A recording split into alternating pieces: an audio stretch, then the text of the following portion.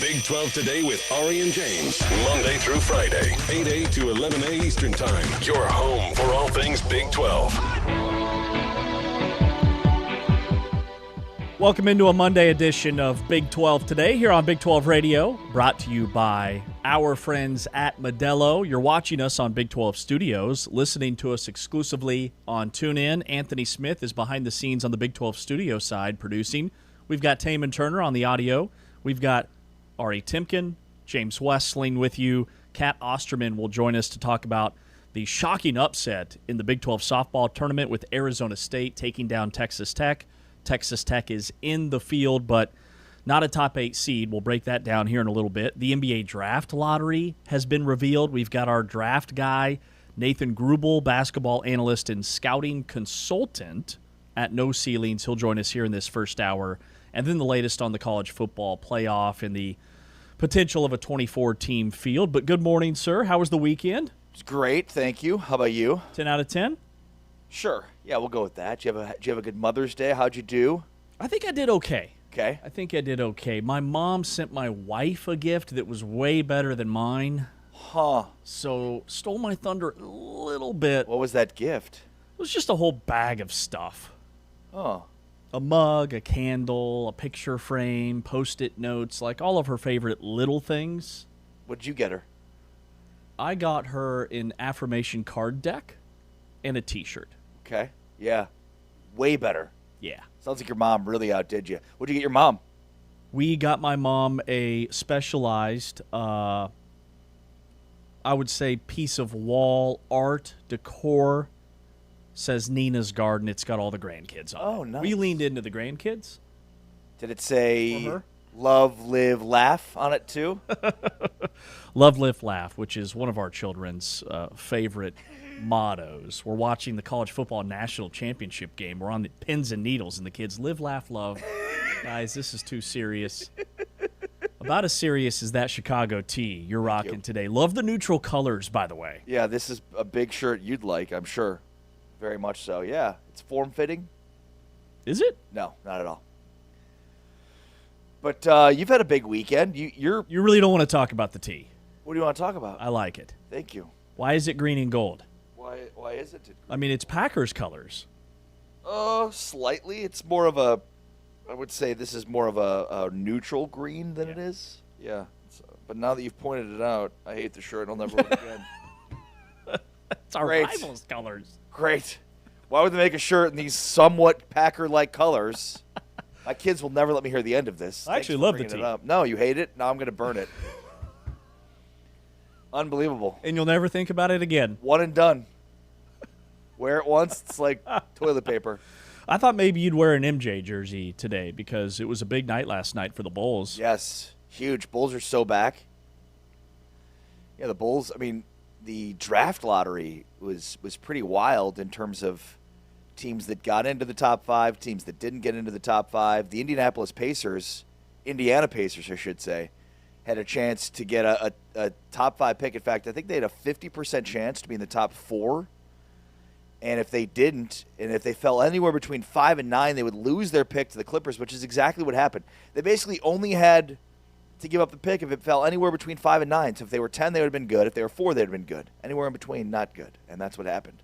Amazingly, the Clippers, who lost their pick to Oklahoma City, still ended up with a top 5 pick, so good for them. But yeah, the Bulls ended up with 4. I think they were supposed to go to 12, so they jumped up a ton and now have a chance to draft what looks like Caleb Wilson. So they might have Caleb Wilson and Caleb Williams in the same city. Like anybody in the top 8 did really well. Yeah. Yep. Yeah. This is a draft to be in the top 8. Who just missed out in the top 8?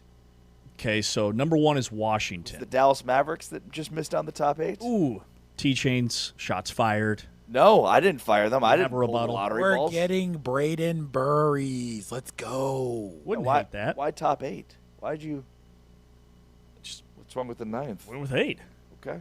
8 feels like a really solid, even number. I just didn't know if you knew something we knew about the prospects in this draft class. And No, I did see some guys talking about that, like after pick number 3, basically picks 4 through 8, you're still in a really good spot. It's one of the deepest drafts we've ever had. And there was a viral, like, 1995 McDonald's All-American brochure that was going around, and all the star power in that McDonald's All-American game with like Kevin Garnett, among many, many others. Like this draft feels like that. I mean, all of these guys, there's going to be like half of the first round that'll play in an All-Star game. It's going to be nutty. So the Jazz end up at number 2. I have a feeling we're going to look back on this draft and see some landmines. And that is, there's going to be some all-timers mixed in with some guys that totally flamed out. Absolutely, which is what makes the NBA draft so exciting. Yeah. Memphis ends up with the 3rd pick. The Bulls got pick number 4. Number 5 is the Clippers from the Pacers. And then Brooklyn at number 6, the Kings at number 7, the Hawks at number 8, and the Mavs at number 9. I think I saw the Pacers. Have they never had a top 5 pick? Is that true? I'll fact check that.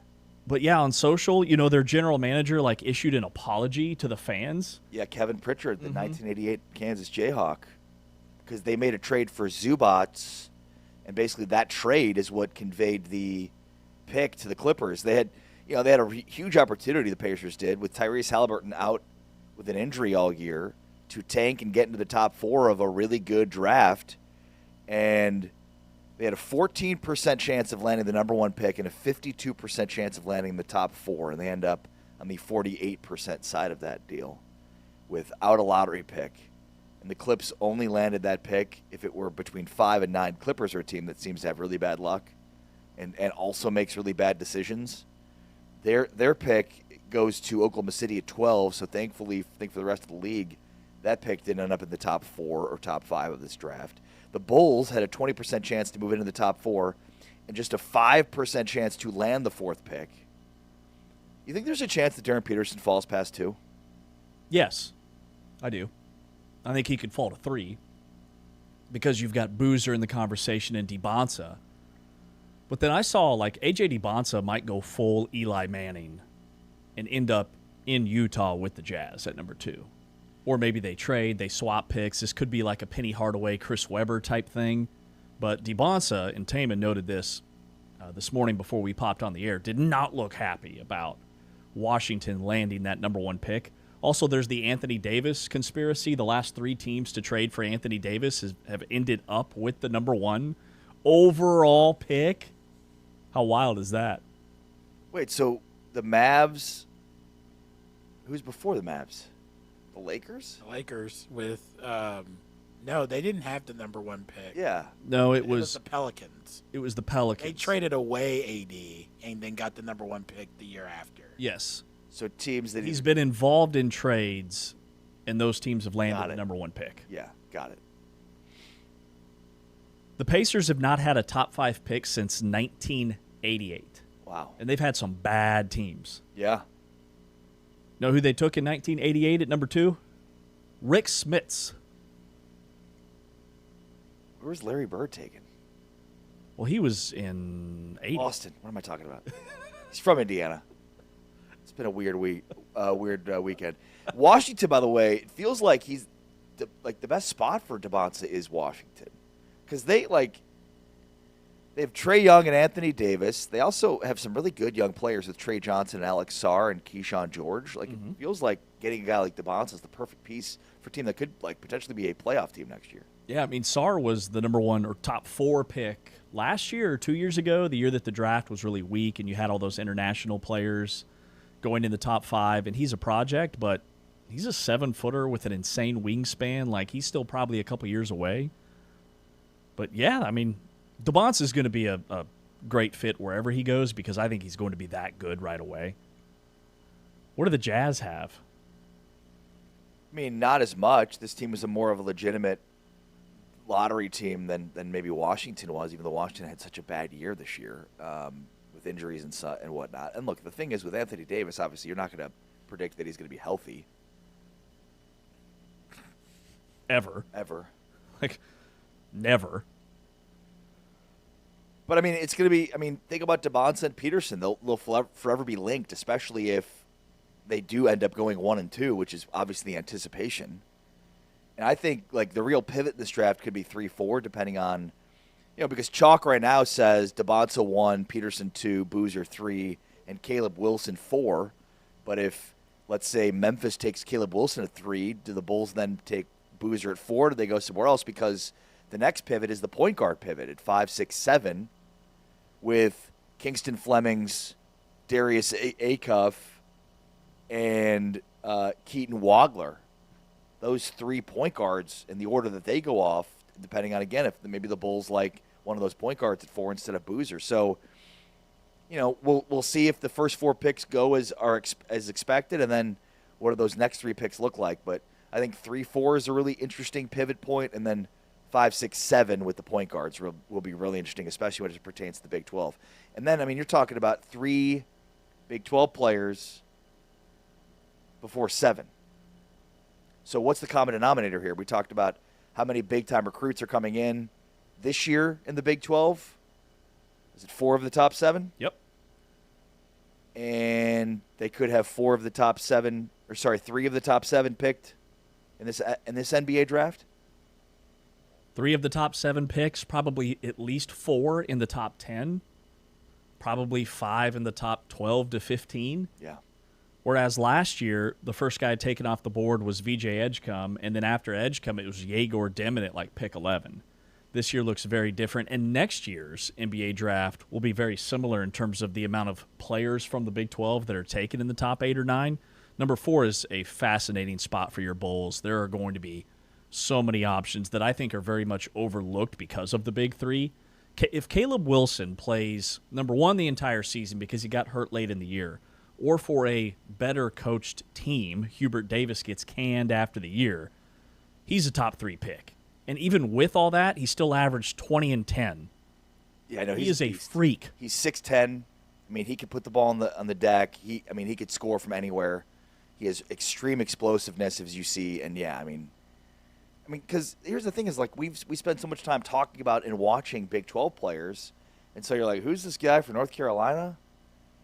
And yeah, you put on the tape, and it's like, whoa, his on the offensive end, the defensive end. No, that's a great point. If I'm Memphis, there's no way I'm passing up on him. But as a Bulls fan, I'm salivating at the thought of another player going top 4 to the Bulls from North Carolina. Not going to make the comparison, but let's just call him Mini Mike, Why not? Mike Jordan goes 3rd from North Carolina. Caleb Wilson goes 4th. I also love the Caleb Williams potential here. Yeah, I like that too. You could really lean into Caleb squared. The city of Caleb's. The marketing opportunities, the branding for the Calebs. The Bulls have had really bad history at pick number 4, though. Bulls have had really bad history since Michael of picking. You just stop. I'll stop you right there. Full stop. Yeah, Caleb Wilson, he's a hybrid. He's like a Kevin Garnett, Giannis hybrid. He's insane with his athletic ability. But yeah, the last time they had 4th, they picked a guy named Patrick Williams out of Florida State. And then as if that wasn't bad enough, they then doubled down and handed him like a max contract. Man, the Bulls are poorly run. The Bulls and the Cowboys, man, they both dominated the 90s. And they both have not won anything since then. Mm-hmm. Anything. Don't forget about Marcus Fizer. Oh. That was in addition to adding his coach. The Bulls have hired 2 sitting Iowa State head coaches, Tim Floyd, and then they hired the mayor, Fred Hoiberg. Former Bull Fred Hoiberg got hired from Iowa State. They've hired 2 sitting Iowa State coaches in the last 2.5 decades. Isn't that crazy? Yeah. And I remember when they drafted Marcus Fizer, I thought he was going to be so good because he was dominant in college. But was he not good in the NBA? I guess a 6'7" who can't shoot outside of 15 feet doesn't translate well to the next level. Not sure how we missed on that one. Who would have thought? 6'7", 250, like a NFL tight end. But not big enough to play in the paint in the NBA, where he was dominating in college. Yeah, who could have seen that one coming? Which, like right now, that's my concern with Koa Pete because he's only about 6'8". He has a pretty good wingspan, but he needs to extend his range, which I think he's capable of. He's nails inside of 15 feet. And the latest CBS mock draft has him going at number 14 overall, which means he's probably staying in the draft. We had a guest last week say that. I'm going to guess Nate Grubel will say the same thing. But for him to take the next step, he's got to be a better shooter from 18 to 23 feet. Yeah. No, there's going to be really interesting dynamic in this draft. How many Big 12 players will go in the first round, and not just the few from Arizona, but Baylor. It's going to be very, very interesting to see what happens here, James. Big weekend, by the way, for across the conference. Kansas got swept at home by West Virginia in baseball. Kansas had not lost at home at all, and then lose 3 straight in games that weren't really necessarily competitive. Arizona State knocks off Texas Tech to win the Big 12 softball championship. That was wild. And Arizona tennis is on to the Elite Eight now. So this was a big-time weekend for non-basketball and football sports in the Big 12. What does that do for KU and West Virginia baseball in terms of KU hosting West Virginia, maybe on the outside looking in terms of that, but to go on the road and sweep KU, that is huge for the Mountaineers. Yeah, I mean, Kansas was basically in position to put the conference championship away, and now that's not the case. Now Kansas at 20-7 in conference play, with West Virginia at 19-8, 1 game behind them. Had they won one of those 3, would have been in much better position here. Now you're just a game up.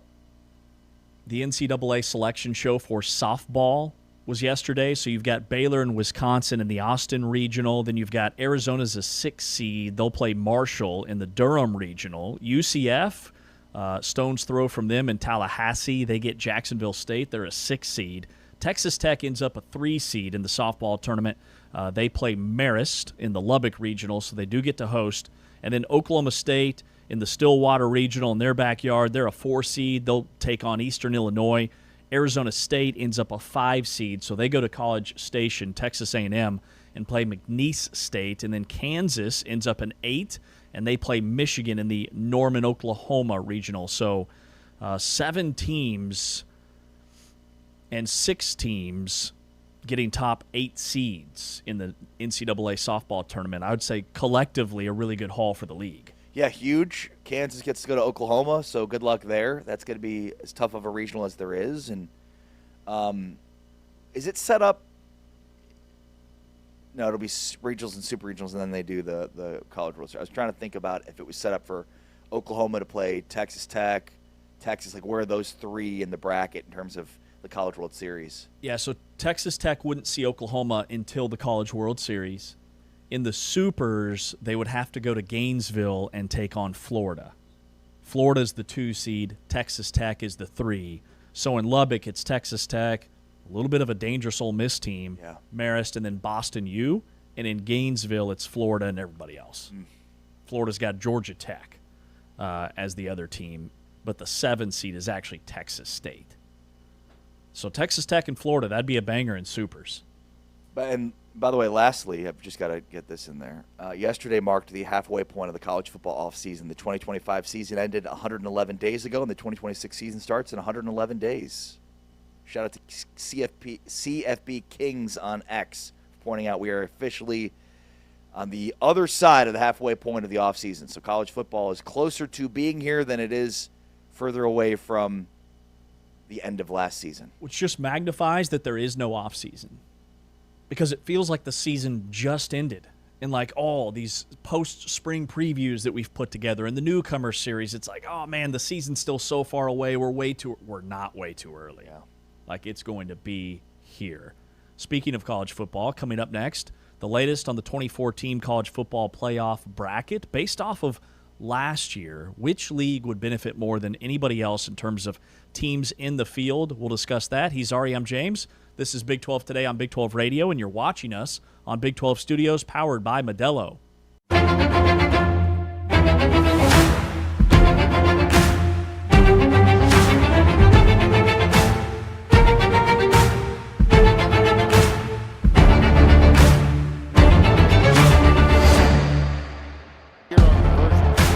Jackson's in trouble down. David Bailey, he is a sack machine.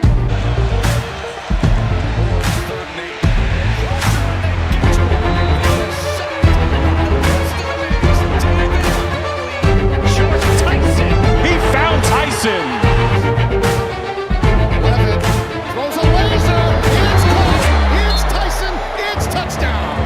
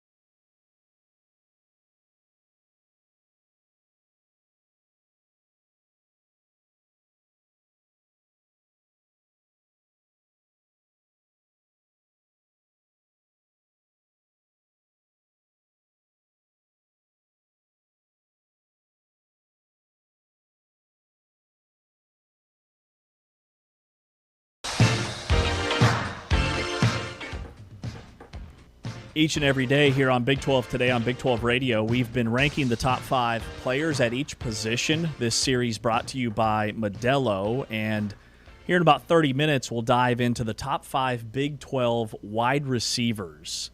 Not a ton coming back from last year, but some really high-profile transfers. I would say in terms of the league and what the league did in the portal, this may be the strongest portal position. Yeah, I'd say so. Certainly the most explosive. I mean, there's also a good grouping of freshmen coming into the fold as well. So, yeah, it should be an interesting mix of our top 5. I would say this is probably the one that may be most wide open. We probably have the same number 1, but beyond that, I'm sure we're not going to have the same order for any of them. Mm-hmm. Top 5 wide receivers coming up here in about a half hour. Also, Nathan Grubel, basketball analyst, scouting consultant at No Ceilings. He's all over the NBA draft and the lottery that was yesterday. Where could some of the big names in the Big 12 land? We'll ask him that here in 15. But there are so many college football committees. But the consensus seems to be, long story short, the momentum towards a 24-team playoff is very real. It could happen as early as 2027. Again, the deadline is December 1st of 2026, which is why all these discussions are happening full throttle now, is because it's the off season, it's the summer months, and we're trying to steer towards some type of a decision by December 1st of 2026 so that there's not another year of a 12-team playoff, even though we don't think it's a bad thing. But would a 12-team playoff be good for the Big 12? In terms of power conference leagues, the Big 12 would benefit more than any other league in a 24-team playoff with the amount of teams that would be in a 24-team field compared to the amount of teams from this league that would be in a 12-team field based off of the criteria that's been proposed for who gets in and based off of last year. So 6 Big 12 teams would be in the field based off of last season and where they finished in the college football playoff rankings. Texas Tech, BYU, Utah, Arizona, Houston, Iowa State. Iowa State at 8-4 would have been in the field at number 23 of the 24 teams that get in. So I guess my question is, are we at the point where if this happens, where that competitive balance in the Big 12 starts to pay off? I mean, I think it's a great point, and the short answer is yes. In that, maybe not having maybe having a bunch of teams grouped to the top without getting much respect nationally in terms of the 12-team playoff. The 24-team playoff seems perfect, and for the SEC and the Big 10, I mean, I guess we'll see how much it flips, right? Because this is based on a 12-team playoff and where teams were ranked in a 12-team playoff. But remember, if people are ranking teams in a 24-team playoff, they might not look like the standings or like the top 25 looks. So, I mean, yeah, on spec, yeah, absolutely. It looks like it would very much benefit the Big 12. I mean, how many teams in the Big 12 won 9 games last year? And, of course, you have to look at this 9 wins without their bowl game. So all the teams that got to 9 wins last season, pretty good shot that they're going to be in the playoff. Well, what does that mean for other conferences? And would 8-win Big 10 teams or 8-win SEC teams get in over 9-win at Big 12 teams? Because they may have not been ranked ahead of them in 2025, but in a world in which a 24-team playoff exists and people are voting on this stuff, they might actually end up further down the line. Does that make sense? Yeah. Like in practice, in principle, the Big 12 should benefit more from a 24-team playoff. In practice, I'm not so sure. So Texas Tech, BYU, Utah, Houston, Arizona all had 9 wins going into the bowl season. So there's 5. Now, that 6th team would have maybe been TCU. They won their bowl game, but they were 8-4 at the conclusion of the regular season. Iowa State, remember, they didn't play in a bowl game. They opted out. They were 8-4 and 5-4 in Big 12 play. But where the Big 12 I do see benefiting from this, to your point, is if the Big 12 has a bunch of teams that they want to keep out of the top 12 and a bunch of teams that are log-jammed between 13 and 17 or 18, a 24-team field very much benefits the league. So I can see why the league is behind it. Whereas the SEC and the Big Ten, there's a huge gap between the top 4 or 5 teams and everybody else. I'm not sure that those leagues have as many teams that get to 8 or 9 wins because they're not as strong in the non-conference outside of those top-tier teams. Like, that's also where the Big 12, I think, can flex its muscles is, sure, the Big 12 lost, like, maybe some of the most important non-conference games, but those teams in the middle of the pack, they fared very well in the non-conference. The league goes 6-1 against the ACC. It's those teams that can you go 5-4 and end up with an 8-4 record versus the teams in the SEC and the Big Ten that can't go 3-0 in the non-conference because they're not that good. Well, but remember, too, this is for a future in which the Big 12 doesn't have many opportunities in the non-conference against the Big 10 of the SEC. Mm-hmm. So what does that look like, and how is the perception of the Big 12 and the SEC and the Big 10 changing due to that dynamic, right? Like, we might look at this and say, yeah, they're way more top-heavy because of that it benefits the Big 12. And that's a true statement. But in practice, if the Big 10, has teams in the mid-level and none of those teams played Big 12 teams, they're going to get the nod. So the fact that the Big 10 and the SEC are shutting out the Big 12 is a huge deal because they're no longer going to have those data points. Mm-hmm. The SEC and the Big 10 teams are saying, okay, we can go 3-0 against a cupcake non-conference schedule and still get in and finish 8-4 and sneak our way in. Absolutely. So, again, we're looking at this based on the top 25 from last year without a 2014 playoff. That's not going to be the case in a 2014 playoff, unfortunately. Now, look, the Big 12 can win their way in. I mean, I think last year was huge in terms of Texas Tech being at the top, but Texas Tech needs to see, the Big 12 needs some wins in the playoff. We talked about this, right? Like the fact that the entire season and perception of the conference is tied to one game is ridiculous. But ridiculous or not, that is a reality the Big 12 faces now. Like, you look at the AP top 25, actually the college football playoff rankings from, let's take week 14. So this is going into conference championship Saturday. The amount of teams that are 9-2 or 8-3, and I guess this is 1 week prior. Let me look at week 15. But like, those numbers are only going to go up. You're going to have more and more teams that make sure they sweep the non-conference and end up at 9-3 or 10-2. But in a 24-team field that has automatic bids, which is why I think the at-large versus automatic bid conversation is uber important for the league. Because if everybody signs off on this with the caveat that there are automatic bids, that changes everything versus one group of 6, 23 at-large berths or whatever we were talking with Ross Dellinger about last week. That's where it gets really dicey for the league. What do you think is the right number? Like playoff-wise or bid-wise? Playoff-wise. Playoff-wise, I'm in support of a 24-team field with automatic bids. Why? Because I think it benefits the Big 12. What about leaving that out for a second? Outside of the Big 12? Yeah. Let's just say the conferences aren't a thing. How many playoff teams should there be? I still support it because I see the 12-team field and the impact that it's had on the rest of the bowls. That's my biggest thing. And there's nothing we can do about that. Like, as fans, we can't keep players from opting out. We can't keep attendance from plummeting. We can't keep teams from opting out. Like, it used to be, sure, you'd maybe have some 6-6 teams that would opt out of bowl games, but now we're seeing an 8-4 Iowa State, a 6-win Kansas State team, a Notre Dame opting out of bowl games. And that's only scratching the surface of the number of teams that I think are going to opt out in the future. I think we're already at a point where the bottom line is if it's like playoff or bust for more programs than there are spots allotted to. Right. No, I mean, and it's slowly morphed into that, whereas, and we've talked a lot about this, like, it used to make a season if you beat your rival, if you went to a bowl game in certain cases, right? Like, 7 wins means something completely different to one team than it could mean to another team. It could be a huge disappointing season for one team and be an unbelievably successful season for another team. And now all of success is tied to making the playoff. And in some cases, not even that is success. I mean, we are a society obsessed with the playoff. We've had how many discussions this offseason about the 2014 playoff. And so because of that, the obsession we have over it, everything else is reduced. Right? Kirby Smart says, yeah, the bowl games don't matter anymore unless you're in the playoff. Well, who made it like that?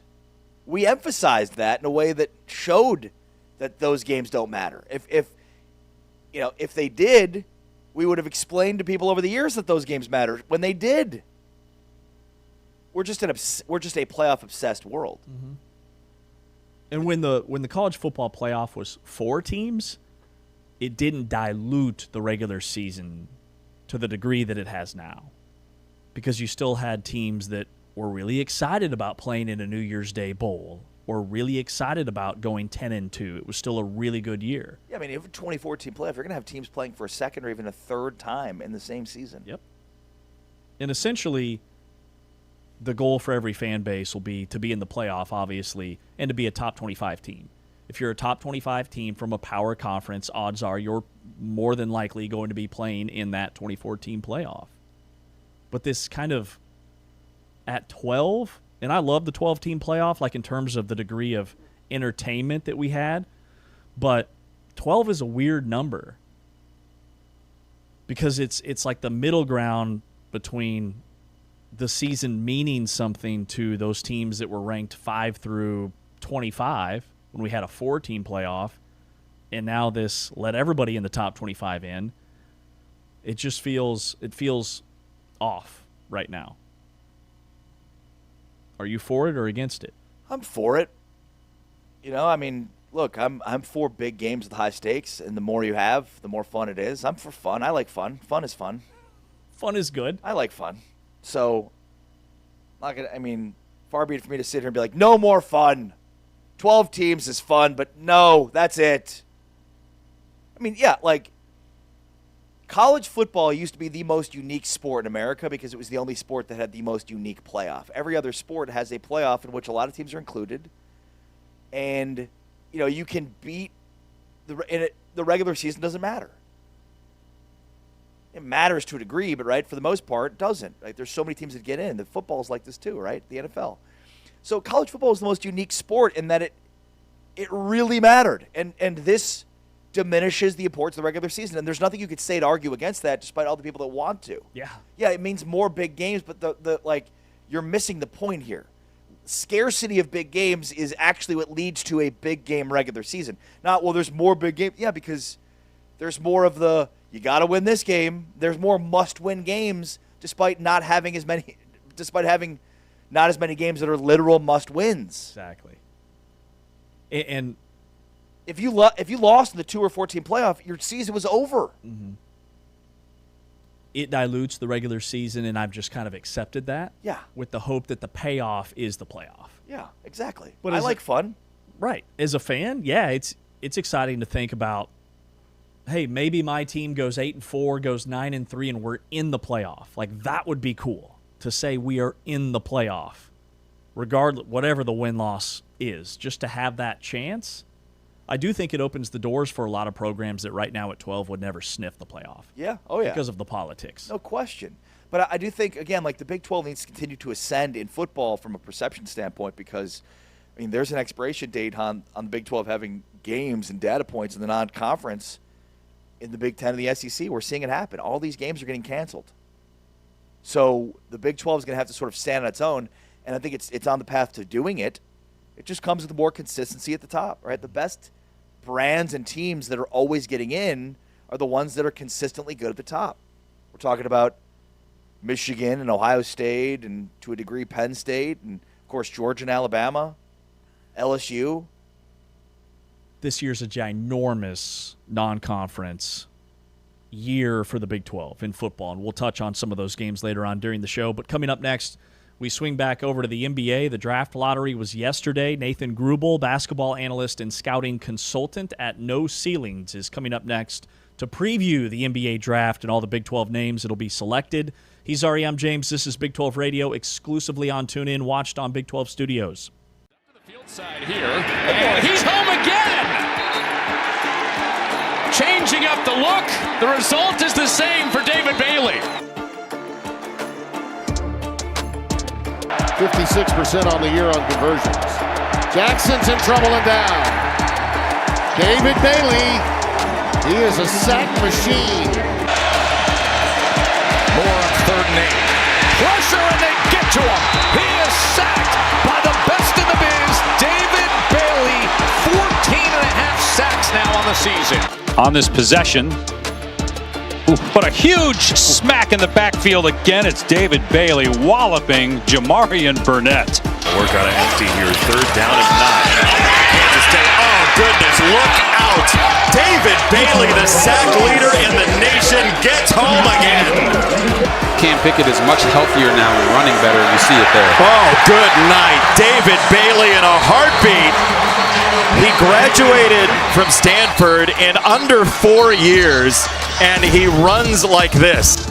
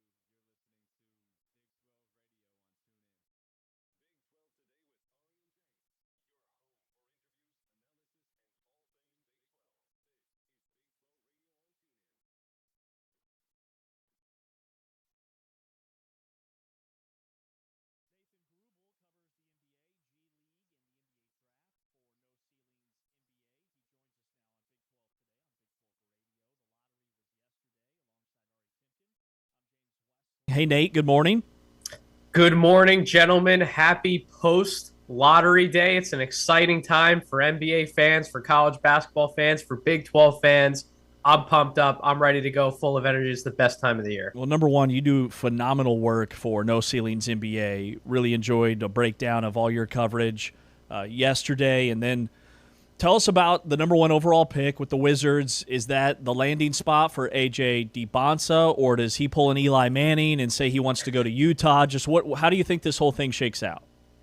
I don't think we're going to see an Eli Manning situation. I do think that A.J. DeBonsa is going to go where he's drafted happily, and I do think that's going to be with the Washington Wizards as of now. Listen, I've said for months, I think A.J. is the guy who goes number one in this draft, regardless of who got the top pick, primarily because he's the safest option at that number one spot. He's a projectable 6'9" jumbo wing creator, plays that positional archetype that every single NBA team covets. He can get his own shot off the dribble, can take guys into the post, score really efficiently off post-ups, can attack mismatches, can play in the pick and roll, can do everything you want him to do offensively. I know the catch-and-shoot three ball definitely has to come along. That's probably the weakest part of his offensive attack right now. And then there's some things he can still improve on defensively. But in terms of his two-way upside at his size with his blend of athletic gifts, there isn't a player in this class that presents a more safer, translatable, positional archetype that NBA teams are coveting right now than A.J. DeBonsa. I think he's the number one guy for Washington. And in terms of the fit with Washington in particular, he really matches well with what this front office has done in terms of the guys that they're putting together with their most recent draft classes. They're looking for positional flexibility across the board. They have multiple wings and Keyshawn George and Bilal Coulibaly who can play multiple positions on the wing. Trey Johnson can toggle on the ball, off the ball. Alex Sarr can play both front court positions. You add to that versatility with someone like an AJ who can operate with the ball in his hands, who can play off the ball, who can operate at both wing positions, even slide down to point forward. I mean, there's a lot of optionality that this Wizards team would get with someone like DeBonsa. I think he is the number one overall pick. How much did Peterson hurt his draft stock then by going to Kansas this year, and what happened? Because it felt like if he didn't play this year that he'd have a good chance to be the number one pick this year.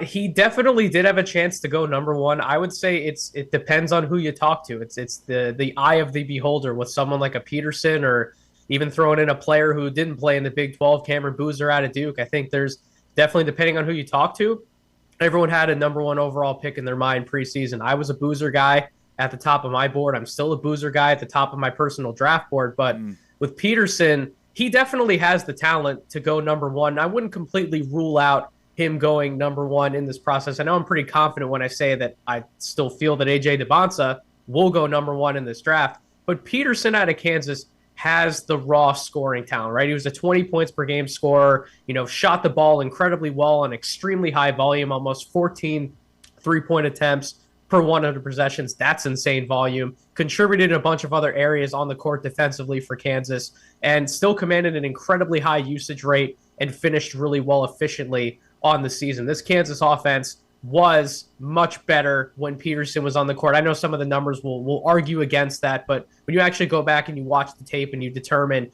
who was the main guy to get buckets on this team when all else said and failed, you had guys like Trey White, you had guys like Melvin Council, Flory Badunga was an awesome defensive presence and an interior rim finisher, but Derek Peterson was the guy at Kansas. He would have been the guy offensively wherever he went. And if there's one thing he can do for you, he can shoot from the perimeter and get buckets of volume, and he's going to make plays for you defensively. That's still a very credible archetype of player that NBA teams want. It's someone who will be useful in any capacity on a roster and in a starting lineup. So even if Darren Peterson doesn't progress in areas that I would want him to, primarily operating in the pick and roll, both as a scorer and a passer, I think he will progress in those areas. I think the athleticism will definitely be there for him. I know he had some off-court concerns we don't necessarily need to get into. I think a lot of that will be rectified based on the reporting that we've heard over the past week. Darren has a lot of talent. I think he's going to be a great option at number 2 for another team. Number 3 could even still go number 1. He has number 1 talent. I don't necessarily think he made a wrong decision going to and playing for Kansas. I just think A.J. DeBonsa presents a safer option for a front office to be able to sell an ownership group and a fan base at number 1 overall. Nate, this is the best and deepest and most talented draft class since when, in your opinion? It's a great question. I mean, we've had a few good draft classes in recent memory. I've been doing this work primarily since the 2010, 2011 NBA drafts, and I'd have to say since 2021, I think was a pretty good class with Cade Cunningham, Evan Mobley, Scotty Barnes, Franz Wagner, that group, Alperen Şengün. I think 2018 was a really good class with Luka Doncic and Trae Young and Shai Gilgeous-Alexander, obviously. I think definitely since those two classes, this draft is going to stack up against them. But what I would tell people in terms of the talent fluctuation that's actually coming into the league over a 2-year span, I can't remember a 2-year collective between the 25 and 26 drafts that would match up against these last 2 years, really as long as I can personally remember. I think when you combine both of the classes together, when you factor in that Cooper Flagg technically reclassified to be in last year's draft, he could have very well been in this year's class. When you take a look at the 2-year fluctuation altogether, this is an incredibly important moment for the NBA to capitalize on this young talent coming in. This is a special class. It'll be really interesting to see how the top of this draft compares to the top of last year's draft when you had Cooper Flagg for the Dallas Mavericks. Looks like a number 1 overall stud. I would still take Cooper Flagg over any of these prospects in this 2025 draft. Dylan Harper for the San Antonio Spurs has put on a show in the playoffs and has looked like anything but a rookie. You had Con Knippel firmly in the Rookie of the Year race. VJ Edgecombe had a great year for the Philadelphia 76ers. So it'll be really interesting to compare the likes of DeBonta, Peterson, Cameron Boozer, Caleb Wilson against the top of last year's draft. This 2-year influx, guys, this is a great time for NBA fans. How many Big 12 players are in your top 10? So as of right now, I would definitely have, obviously, DeBonta and Peterson, who we've talked about. We can throw in Kingston Flemings out of Houston, Braden Burries out of Arizona. I think those guys, for me, are top 10 prospects. But even going past the top 10, the Big 12 was an embarrassment of riches this year in terms of overall draft talent. The number of guys who I'm actually combing through and sorting through, preparing for this spot, preparing for other spots, I have as many as, what does it look like about 9 guys inside of my top 30. And then I have plenty of others who are going to round out, second round grades and undrafted free agent spots. So the Big 12 was a very talent rich conference, both in terms of top 10 talent as well as depth overall throughout this 2026 class. Curious about a couple of guys in this league that seem to be kind of all over the map. Koa Pete from Arizona, and then Chris Sinak from Houston. Where do you have those guys? They're definitely all over the map for a reason. I had Koa Pete as like a preseason top 6, top 7 prospect. I don't think it quite panned out that way. I have him, in that late lottery to mid first round range, and then Chris Sinak would be much more comfortable taking him, in the mid to late first round. I'll start with Pete. Listen, had a great season in terms of contributing and impacting winning at a high level for an Arizona program that really went a deep way in the NCAA tournament. But in terms of his overall production, there were definitely moments where I wanted to see a little bit more from Koa Pete, right? He's a 6'8", 235-pound forward. We'll see what the official measurements clock in at with the NBA Draft Combine this week, but big-bodied forward. Wanted to see him do a little bit more damage on the glass in particular. I know that he was playing with some talented bigs and Mo Krivas. Definitely was some room for other guys to get some rebounds more than Pete, but I want to see a big physical presence like that assert himself more on the glass. I think defensively definitely had some lapses on the ball, off the ball, where he would look terrific, and then there'd be some other possessions where definitely lost some focus a little bit. Was a consistent finisher around the basket. Didn't really see a lot of the outside shooting touch. Definitely a big question for him. But I think overall with Koa Pete, he's someone who you have to sell yourself on his tape more than the overall box score production that you're looking at, because when you do watch Pete, he understands how to play the game of basketball at a high level. He was a winner before he got to college, high school championship winner, FIBA gold medalist with the youth programs. This is a guy who knows how to be, a top or a second option for a team, knows how to contribute, do all the little things to win games. I just want to see more of that impact frequently from him, as opposed to potentially settling into a more complimentary role when I know he has the talent to be one of the best guys on his team. And then with Chris Sinak, he left me a little bit to be desired from, a finishing standpoint, was 48.5% from the field. I want to see big men in particular be high-level finishers around the basket. I know he likes to settle for those mid-range jumpers, some of those three-point jumpers, I want to see him be a little bit more active around the basket finishing. The 7.9 rebounds per game, good rebound rate for a center, only a 2.6 block rate. Want to see him definitely be a more imposing presence physically around the basket, deflecting and blocking shots. I think if you're taking a look at Chris Sinak in this draft, you're obviously hoping that the 6'11" big man does round out some of those other tools while having a lot of that mid-range and three-point shot making that you're looking at from a stretch five, which could really be a game changer for NBA teams. But I personally would prefer my big men to work inside and out. I'd like to be more sure about their ability to score around the basket, be elite level finishers, be excellent screen setters, rebound the basketball at a very high level consistently at both ends of the floor, and be a physical imposing presence around the rim. I want all four of those qualities to be hit before I'm worrying about any of these guys in terms of how many jumpers can they make, or what does their game look like away from the basket, what does their passing look like. So I think Chris Sinak has a lot of work to do both physically as well as on the court, but there's no telling that. He is a very talented player in his own right, and if a team took a swing on him in that late lottery, mid-first round range, I wouldn't necessarily be surprised. I just have a grade on him where I'm more comfortable taking him in the 20s than up that high. Mm-hmm. That makes sense. Outstanding insight from Nate Grubel, basketball analyst and scouting consultant at No Ceilings. Nate will continue to follow along and find your work. Where can people find you? You can find me on Twitter at Draft Deeper. That's where I'm most active. You can also find all of my written work, all of my podcast work at No Ceilings NBA on Twitter. You can find us No Ceilings NBA on YouTube, as well as on the Locked On NBA with No Ceilings podcast channel. Thank you so much, guys, for having me on. Greatly appreciate it. Awesome, man. Thank you. Nate Grubel, basketball analyst and scouting consultant at No Ceilings, talking about these last two drafts last year and then the one that we're about to have here in June as being two of the deepest ever. And VJ Edgecombe was outstanding for the Sixers. And then maybe the number one guy that wasn't taken in the first round this year was Javon Small. Javon Small was 13th among rookie scorers, averaged about 10 points per game for Memphis. He was the 48th overall pick out of West Virginia. Well, and similar with Memphis to Desmond Bane, who they unloaded this year and end up now with the third pick. So they've found some maybe undersized, underappreciated Big 12 guards and have turned them into legitimate NBA players. I'm probably more surprised about Small than I was about Bane, and I think Bane was in the 30s as well. Yeah. Small's a two-time Big 12 player. Mm-hmm. Oklahoma State, West Virginia. Yegor Demon also had a really nice year. Yes, he BYU did. One and done. He averaged 10 points and 3.5 assists for Brooklyn. He was a guy that I thought it would take him a couple of years to get comfortable. He really improved his shooting, which says a lot about the growth of these rookies in the NBA and from right here in this conference. All right, coming up next, we dive into our Big 12 series, powered by Modelo. Each and every day we do something different. Lately, we've been doing the top 5 players at each position for the Big 12. Today, we hit on wide receivers, talking college football. He's Ari, I'm James. Top 5 wideouts in this league. Coming up next here on Big 12 Radio, powered by Modelo and watched on Big 12 Studios. Jordan Tyson. He found Tyson. Airborne. Got it. Get downhill fairly quickly.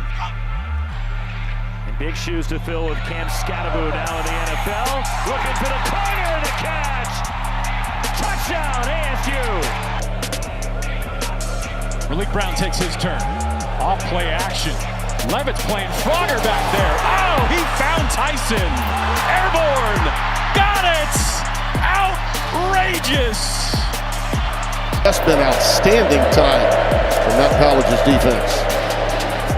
Levitt throws a laser. It's caught. It's Tyson. It's touchdown. Responds. Another 4th down forthcoming. Touchdown! Touchdown! Tyson! Tyson! Sam Levitt back at the switch. They motion out of the pistol. Play fake. Going vertical. Tyson the target. Contested catch for 2. One of the best in college football.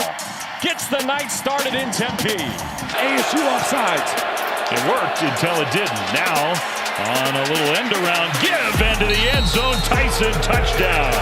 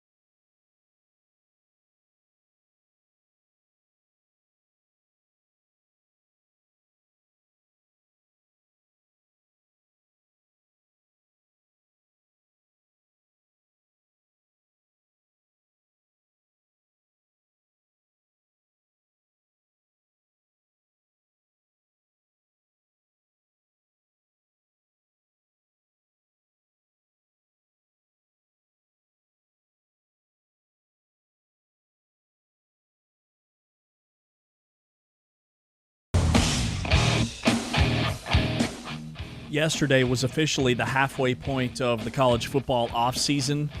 Today we are one day closer to the season being here. The 2025 season ended 110 days ago. No, 112. The new season starts in 110 days. That is it. The season is just around the corner. A little over 3 months away.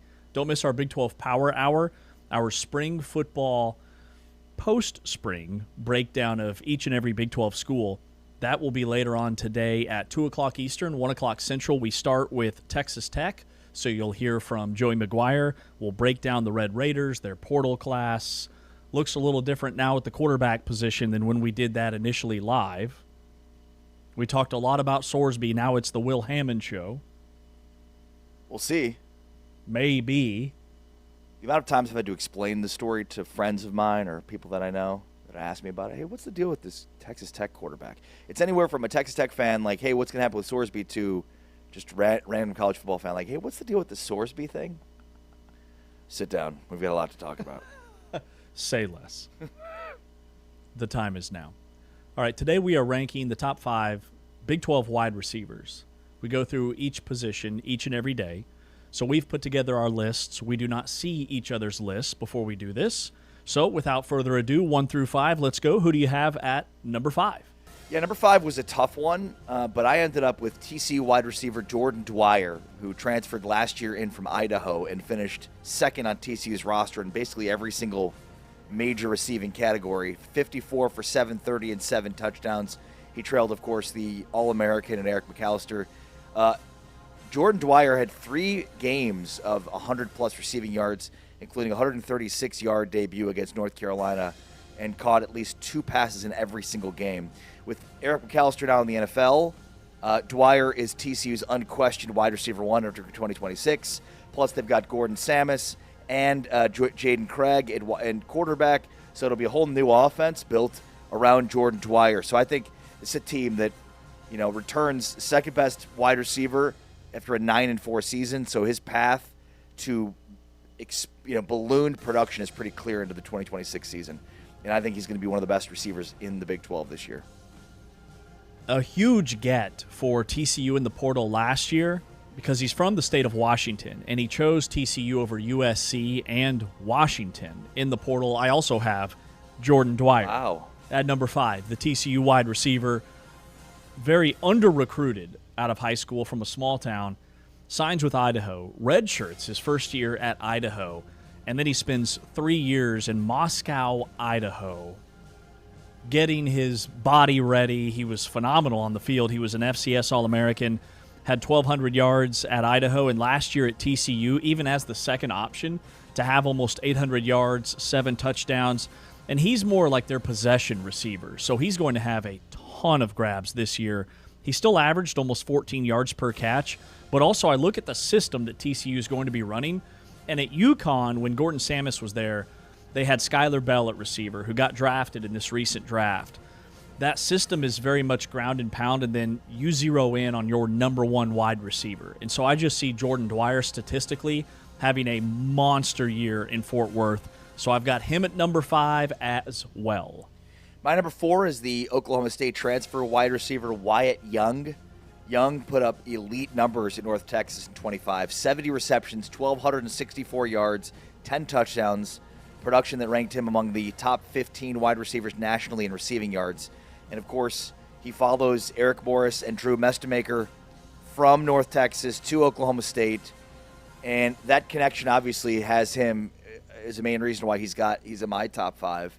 A quarterback who knows the type of routes that Wyatt Young likes to run, and a coach that likes to call those routes, with a running back as well from North Texas. So much familiarity here. It's a reason why Wyatt Young is 4th on my list. This is where our lists start to deviate. I may or may not have Wyatt Young at some point, but at number 4, I have Danny Scudero. Transfer from San Jose State, headed to Colorado. Slot receiver, only 5'9", $185. 3-star recruit who originally played at Sacramento State. He was an FCS All-American. Then he transfers to San Jose State, where he exploded. Led the nation in receiving yards and yards per game. 108 yards per game this past season. 1,300 yards. And I know it's going to be his first Power 4 season, and he's got a young quarterback in sophomore Julian Lewis. But in that go-go offense that Brendan Marion's bringing to Boulder, I see him excelling in that with his elusiveness, his route running, his quickness. I think he shines. So picked Colorado over a lot of high-profile programs, and Dion, Coach Prime, compared him to Julian Edelman, who was pretty good too. I've got Scudero at number 4. Yeah, I have Scudero at number 3. The redshirt senior from San Jose State has been an absolute machine. 88 for 1291 last year in 10. He was the Mountain West's leading wide receiver and ranked among the top 20 nationally in receiving yards. He was also a finalist, for the wide receiver award. Why am I forgetting what the name of Biletnikoff. Thank you, the Biletnikoff. And look, I think when you look at Colorado, like there's elements of this team that are completely rebuilding, but you look at the quarterback and wide receivers, and it feels like with Scudero and DeAndre Moore and Cree Thomas, that Colorado's passing offense could take a huge step forward this past year. Scudero for me, number 3. Number 3 for me, I should say.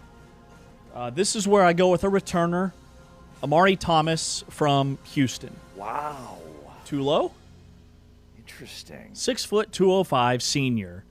Really good high school player from Birmingham, Alabama. He commits to UAB as like a 17-year-old kid. He's still really young for his class, but first team All Big 12, a Phil Steele All-American, honorable mention.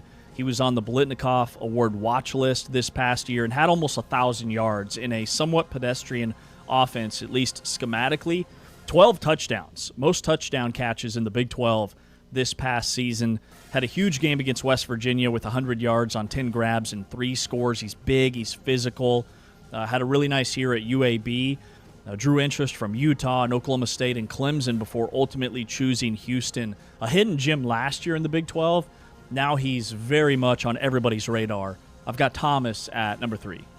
Number 2 for me is the Arizona State transfer wide receiver Omarion Miller from Colorado. 6'2", 205 pounds. Led Colorado in receiving with 45 catches for 808 yards and 8 touchdowns. When you think about what Colorado dealt with last year at the quarterback position, given what he put up, it's pretty remarkable. He had 17.9 yards per reception. So he's one of the most efficient deep threats in the conference, and especially, again, considering the quarterback situation in Colorado last year, the numbers he put up are insane. Plus, with the loss of Jordan Tyson, Omarion Miller fits right into that spot. He arrives along with Reed Harris as the 2 primaries to fill in the void in the passing game. So I just think Omarion Miller is maybe the most underrated player heading into the Big 12 this season. That's why he's number 2 on my list. This is where we have another hit. I have Omarion Miller at number 2 as well, the Arizona State wide receiver who averaged 120 receiving yards per game in high school, where they don't throw it as much. He was originally from Louisiana. Man, he's been a real journeyman. Like, he committed to LSU, then he flipped to Nebraska, then he lands at Colorado when Deion Sanders is hired, and then he transfers to Arizona State. But he's coached by Hines Ward. I think he's going to make him a better blocker and really develop him into a first-round NFL draft pick. To have 800 yards with a rotation at quarterback this past year and 8 touchdowns. But the big key number for me is he averaged 18 yards per catch, which was top 20 nationally, number 1 in the Big 12. He also had 11 catches on contested targets, which was top 4 in the Big 12. He's a big physical, kind of built like Tyson, 6'2", 210, maybe even a little thicker than Jordan Tyson. I've got Miller at number 2. Who do you have at number 1? Who do you have at number 1? Coy Eakin? Is that? Who do you have at number 1? Who am I missing here? That's what I want to know. Number 1 for me is Amari Thomas, the Houston wide receiver. Career year last year transferring from UAB. 67 for 966 and 12 touchdowns. First team All Big 12 honors. So for me, that's the big reason why he's number 1 on my list. Curious why he wasn't on yours. He ranked 5th in the Big 12 in receptions, 2nd in receiving yards, and tied for 1st in touchdowns with 12 touchdowns. So he's good in all 3 areas. The deep, the intermediate, and the short. And it's just a returning piece for Connor Wegman that I think is huge in terms of a security blanket and a guy that, again, you can use all over the field. Amari Thomas for me, number 1.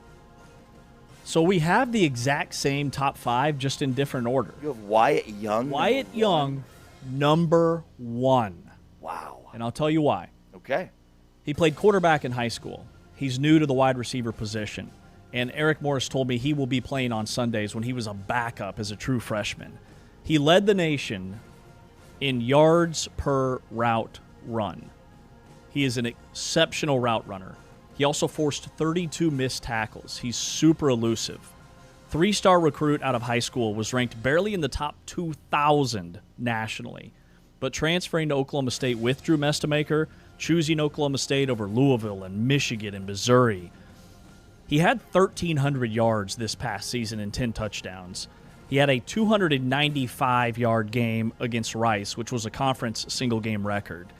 First-team All-American, according to PFSN. Pro Football Focus gave him a receiving grade of 89.9, which was third nationally behind only Jeremiah Smith and Mekhi Lemon. So he did things at North Texas, albeit against lesser competition, that puts him as a top 3 receiver nationally. Will it translate to the Big 12? We'll have to wait and see. But I think the familiarity with Morris and Mestemaker, he's a 1,000-yard guy in the Big 12 from day one. So I've got Wyatt Young at number 1. I like it. I'm actually surprised we have the exact same top 5 in terms of the players in it, although we just have 2 the same, Marion Miller at 2 and Jordan Dwyer at 5. Beyond that, though, our lists the exact same 5 players, so that's interesting. I thought there would have been more variety across the board. We missed Coy Eakin, was a big-time player, obviously, for Texas Tech, and a guy that maybe should have made the list. JoJo Phillips for BYU, another one that just missed my list. And then I'm going to give you some freshmen here. R.J. Mosley is a 4-star freshman out of Pittsburgh, California, going to Arizona. He's 6'3", 199 pounds, and he's a former track star.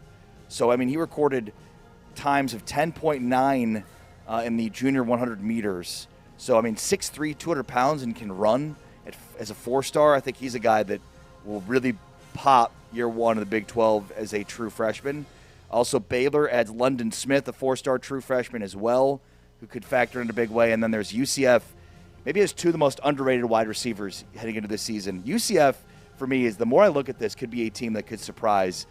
They've got Dwayne Thomas coming back. And then Tyron Horns is a 4-star wide receiver as well that they brought in as a freshman. So when you look at the quarterback and Barnett and then Thomas and then Horns, this could be a really good explosive offense. Barnett, the quarterback from James Madison. Reed Harris, the Arizona State wide receiver, the transfer from Boston College, almost made my list. Trey Spivey is back for Arizona. He's their top returner. The thing with Texas Tech that I struggled with is like picking which guy is going to be the breakout receiver.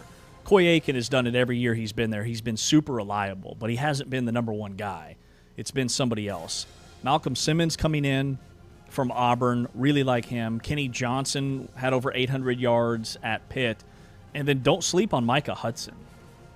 The 5-star, the highest-rated recruit in Texas Tech football history when they signed him. He hasn't delivered yet, but he was Sorsby's primary target in the spring game. If he's a starter, he's a guy that could have a breakout year. And then Draylon Miller at Baylor, who transferred from Colorado, just missed. Gavin Freeman was a really late addition in the portal for Baylor. Transfer from Oklahoma State. He led Oklahoma State in receptions this past year. He's a slot guy, only about 5'8", but super quick. And originally committed to Tennessee in the portal. Then decommitted before he signed. Ends up at Baylor, so he could be kind of that veteran presence for DJ Lagway. It was deep, but I do think there was some separation between the guys that we had and everybody else that we mentioned. Yeah, well said.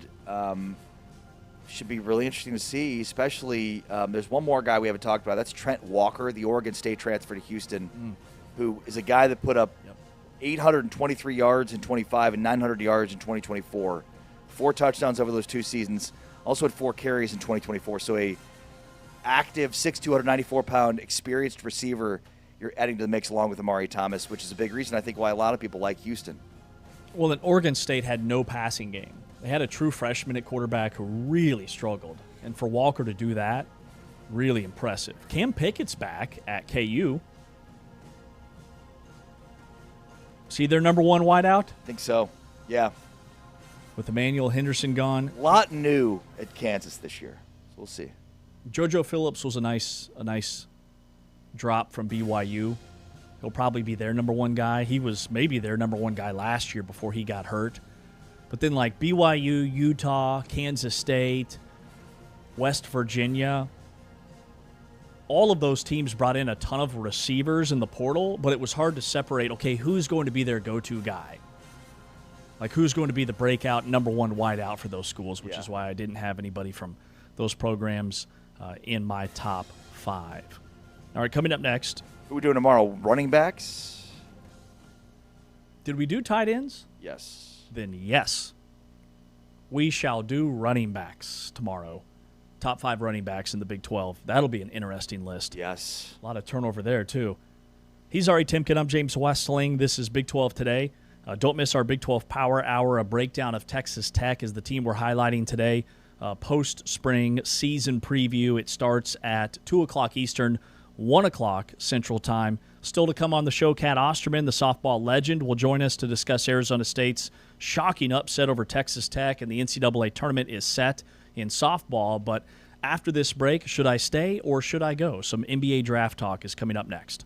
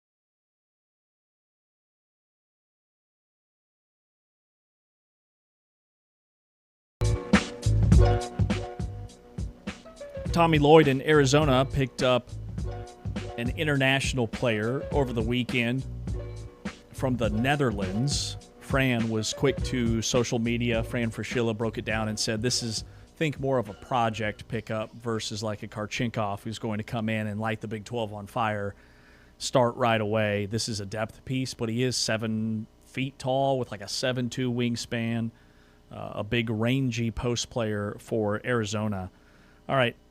He's Ari Timken. I'm James Westling. Let me ask you one very simple would you rather question. Would you rather be picked 25th in the upcoming NBA draft and make just under $2.5 million as an NBA rookie, or would you rather make more than that chasing a title in college basketball? What position am I? I'd say you're like probably play on the perimeter, kind of a gets downhill. You just looked at me like lefty, like you were trying to figure out what position I would play in the NBA. Yeah. Clearly, I would play left out in the NBA. I mean, Victor Wembanyama is like 7'6". He's like, I don't know, nearly 2 feet taller than me. I'm assuming you're probably 6'5", kind of built like Braden Burries. Okay, so you're probably a 2. Yeah, no, then yeah, I'm probably staying in college. So you can be drafted 25th, make about $2.5 million in your rookie year. Probably not going to play much. If I'm drafted 25th, I'm going to a playoff team, maybe a team that made a deep run. Yeah, I'd probably rather, instead of going back and forth between the NBA team and the D League team or G League team, I'll take another year in college. And you'd make more in college to play in college and get to chase a national championship. Yeah, that's the one. So that's what's on the table for a lot of guys and a couple of guys in the Big 12. Well, and I would argue that it's probably even earlier than the 25th pick. And then at what point is it about playing time, money, opportunity, right? Like there's a lot of factors at play here as opposed to what it used to be, which is money. Koa Pete. Every mock draft I've seen in the last 24 hours seems to have him in the top 20. Most even in the top 15. But The Athletic, who breaks down each and every guy that's kind of on the fence, notes that he's a tweener at 6'8", 235 pounds. Maybe comes back to Arizona. But he only shot 23s. He made 7. He only shot 62% from the foul line. Like, the NBA scouts are concerned that he's never going to become a legitimate, like, perimeter weapon, like some of the other big wings in this class. And they list him as a guy, because of his height, that's going to need to play on the perimeter. And we were talking before the show, I was watching the Knicks-Sixers game, which was like a 50-point blowout. But just, I was blown away by how massive everybody is that was on the floor. Like, NBA players are humongous. 6'8", you've got to play on the perimeter in the NBA. How much different in your eyes is the NBA and the college game? In terms of flow, spacing, pace of play? It's sort of an open-ended question from the standpoint of, if you're Koa Pete and you're some of these guys in this conversation we're talking about, you've got to talk through like all of this stuff, right? Because I think there are certain situations in which you could say you're going to get better coaching in college, and there are certain situations in which you're going to say you're going to get better coaching in the NBA. I think depends on certain situations. For Koa Pete specifically, I think you can make a case he'd get better coaching at Arizona depending on where he goes in the NBA. But remember, there's also a lot more coaches and specialized coaches that can help him with the perimeter game insofar as maybe Arizona doesn't have the time during a season in which they're trying to win a national championship to be zeroing in on those kinds of things. And this is all part of the balance that these guys have to go through right now where there used to not be. I mean, 5 years ago, 2 years ago, Koa Pete's gone. One and done from the start. Remember, we talked to both Braden Burries and Koa Pete at the Big 12 tournament, and basically Braden took them both to the NBA, and then Koa would not say that he was going to go to the NBA. So he was thinking back then that he might not leave. And then I think it comes down to, again, like, all right, where are you going to get better coaching? And I don't know that it's an easy answer. And that's not to say anything about Tommy Lloyd as a coach. Right. But his goals as a coach are different than Koa Pete's goals as a player. and probably different than the NBA team that drafts him's goals. Mm-hmm. Sometimes I lean into these one-and-dones. Yeah. Being concerned about coming back and their stock falling because the NBA loves a one-and-done. The top 10 projected picks are all freshmen, 1 through 10. And I'll have to go back and look at last year. I think maybe there was one sophomore or older player that wasn't a one-and-done taken in the top 10 last year. So after the one-and-dones, Ade Mara, Lindenborg are expected to be anywhere from like 11 to 15. They're both juniors. But, I mean, there's not a lot of like second-year guys that, number one, go back to college and then improve their stock. But I think in the case of Koa Pete, he goes back to college, he extends his perimeter game. He is the man at Arizona. I don't see any way he's not like a 17-10 type of player. But is it enough to help his stock versus can he get drafted now, go in the top 15, improve his perimeter shooting, and hope to work his way? Like, I don't think there's a bad option for Koa Pete, but for me personally, I'm with you. I would come back. Well, and again, I think about what are the differences between the NBA and the college game. To me, it's the size. That's the biggest thing. Like, the spacing's somewhat similar. The pace is somewhat similar. The longevity, the wear and tear is very different in the NBA. I think you very much have to take care of your body in a different way. But to me, it's the size, the wingspan. Everybody's 6'6" on the perimeter with a 6'10" wingspan. Everybody down low is 6'11" with a 7'5" wing. Like, everybody's just huge. Well, and, okay, so let's play this out even further. If you're Koa Pete, are you better off another year in Arizona's offense? Are they doing things offensively that highlight not only, one, what you're best at, but two, what you need to get better at? Great point. Not a lot of Arizona bigs are shooting threes. No. Even the guys that not a lot of Arizona's players are shooting threes. That's not going to change in the next year. It's not Tommy Lloyd's job to get Koa Pete to play better for his NBA team. It's Tommy Lloyd's job to win a national title. So he's going to take the players that he has and figure out the best way to win that, to do that. Koa Pete attempted 23s this past season. That number probably doesn't move. No. For next year. Yeah. Tobe Awaka showed that. Do you have the percentage? He was 7 of 20. Tobe Awaka shot a really good percentage. Again, he only shot 15 or 16. Even the guards. Braden Burries shot almost 40% from three, but he didn't take a lot.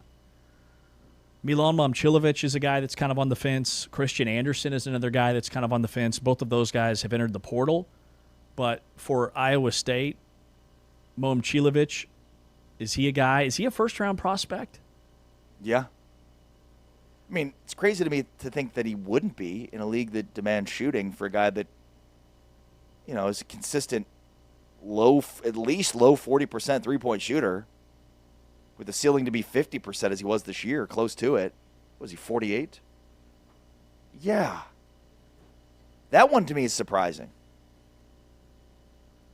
Surprising that he's not being projected to go higher? Yeah. When you shoot 49% from three, he attempted 7.5 threes per game. He had the highest three-point shooting percentage among guys that have attempted that many in NBA or NCAA history. Now, he does have a tendency at times to disappear in games. But, I mean, that's a guy I'm willing to take a risk on, you know, at the back end of the first round. That's a surprise to me. I feel like he's going to stay. There's no way you're raising your draft status, especially if you're going to a different school. You think Momcilovic is going to stay in the draft? Yes. I don't think he's going to transfer because you just shot 49% from three. You're not doing better than that. The other thing with Iowa State, like, you think about that they lose Momcilovic, they lose Joshua Jefferson, they lose Taman Lipsey, their big three. Yet all of the way too early top 25s like have them maybe preseason even higher than they were at the end of last year. Is that TJ Otzelberger? Is that what they've done in the portal? Why do you think that is? I think it's, you know, look, I don't want to say that Otzelberger was forcing Momcilovic out, but it certainly feels like, you know, he thought that Momcilovic was ready to move on, and maybe he's surprised that Momcilovic is thinking about transferring. But it definitely feels like Otzelberger's in complete control and command of his roster. Like he knew before the season ended the type of player he wanted, maybe even the player that he wanted. And I don't know that those guys, specifically Momcilovic, fit into that piece because I figured he thought that Momcilovic was going to the NBA. You shoot 49% from three. You should go. Go, dude. You're not getting better than that. Your star has never been higher. I'm looking at CBS's mock draft. They don't have Momcilovic in the first round. Now, they do have Chris Sinak going number 22. They have Cameron Carr from Baylor. It's expected to be a first-round NBA draft pick. They have him at number 21. They have Christian Anderson at number 19. Well, that's a guy that I wanted to ask Gruber. What was the name of the guest we had on? Nate Grubel. About, because he wrote about him as a potential breakout in the NBA, and he seems very much built like the modern NBA guard. He's good size, can shoot, can handle the rock. You might see a situation in which Acuff and Flemings and all these point guards and Wagler go ahead of him, and he may end up being the best point guard from this class. Totally agree. Like the way he shoots the ball, he's also much longer and taller than he looks on the floor. He's 6'3". He's a 6'3" point guard. And he played the two his first year in Lubbock. Yeah, he plays a lot taller than 6'3". In fact, I would have guessed he was taller than that. 6'3", $178, averaged about 19 points per game, shot 42% from three.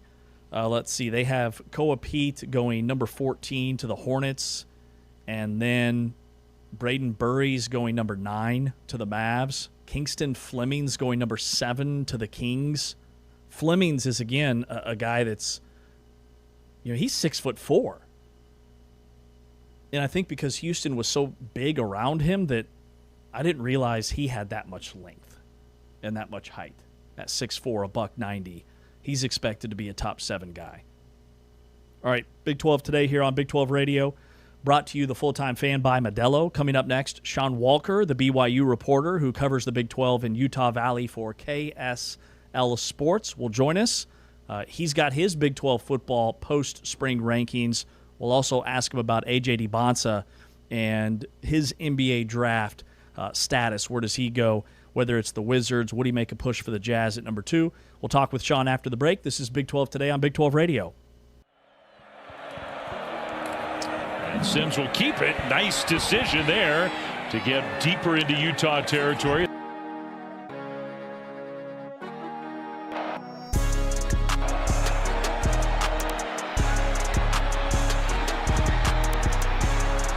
What a great individual effort. On 3rd and long, he got 20. Brown now carries. Hanachur was leading the way. Then the ball came out at the end of that.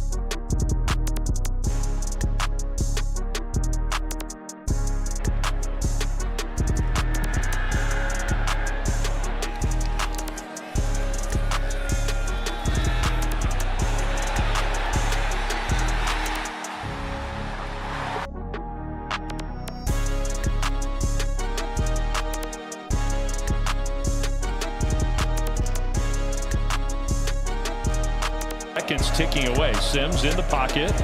He's going to throw short, and that's Brown. It's been dismal so far for the Sun Devils. That has to feel good. Malik Brown. They go right back to him, and he sprints to midfield. Chased by Tion Parks. Brown all the way. Touchdown.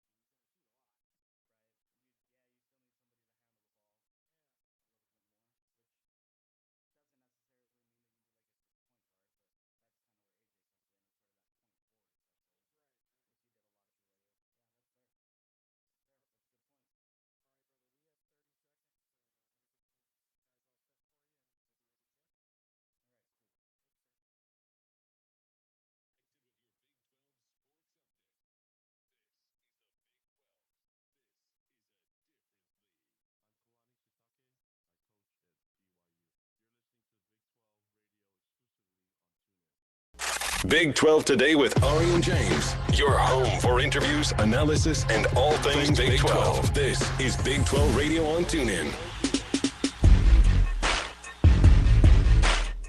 Big 12 Today here on Big 12 Radio. Watched on the Big 12 Fast Channel, Big 12 Studios. Alongside Ari Timken, I'm James Westling. Sean Walker covers BYU and the Big 12 in Utah Valley for KSL Sports. Sean joins us now. Hey, Sean, what's up? Guys, thanks so much for having me on. I know there's a lot of basketball news out right now, and I'm trying to enjoy the spring sports season as much as possible. But you both and I both know that we're all just counting down the days until football season, right? Yeah, we're 110 days away now from the start of the season. You guys have counting? Yeah, not that we're counting.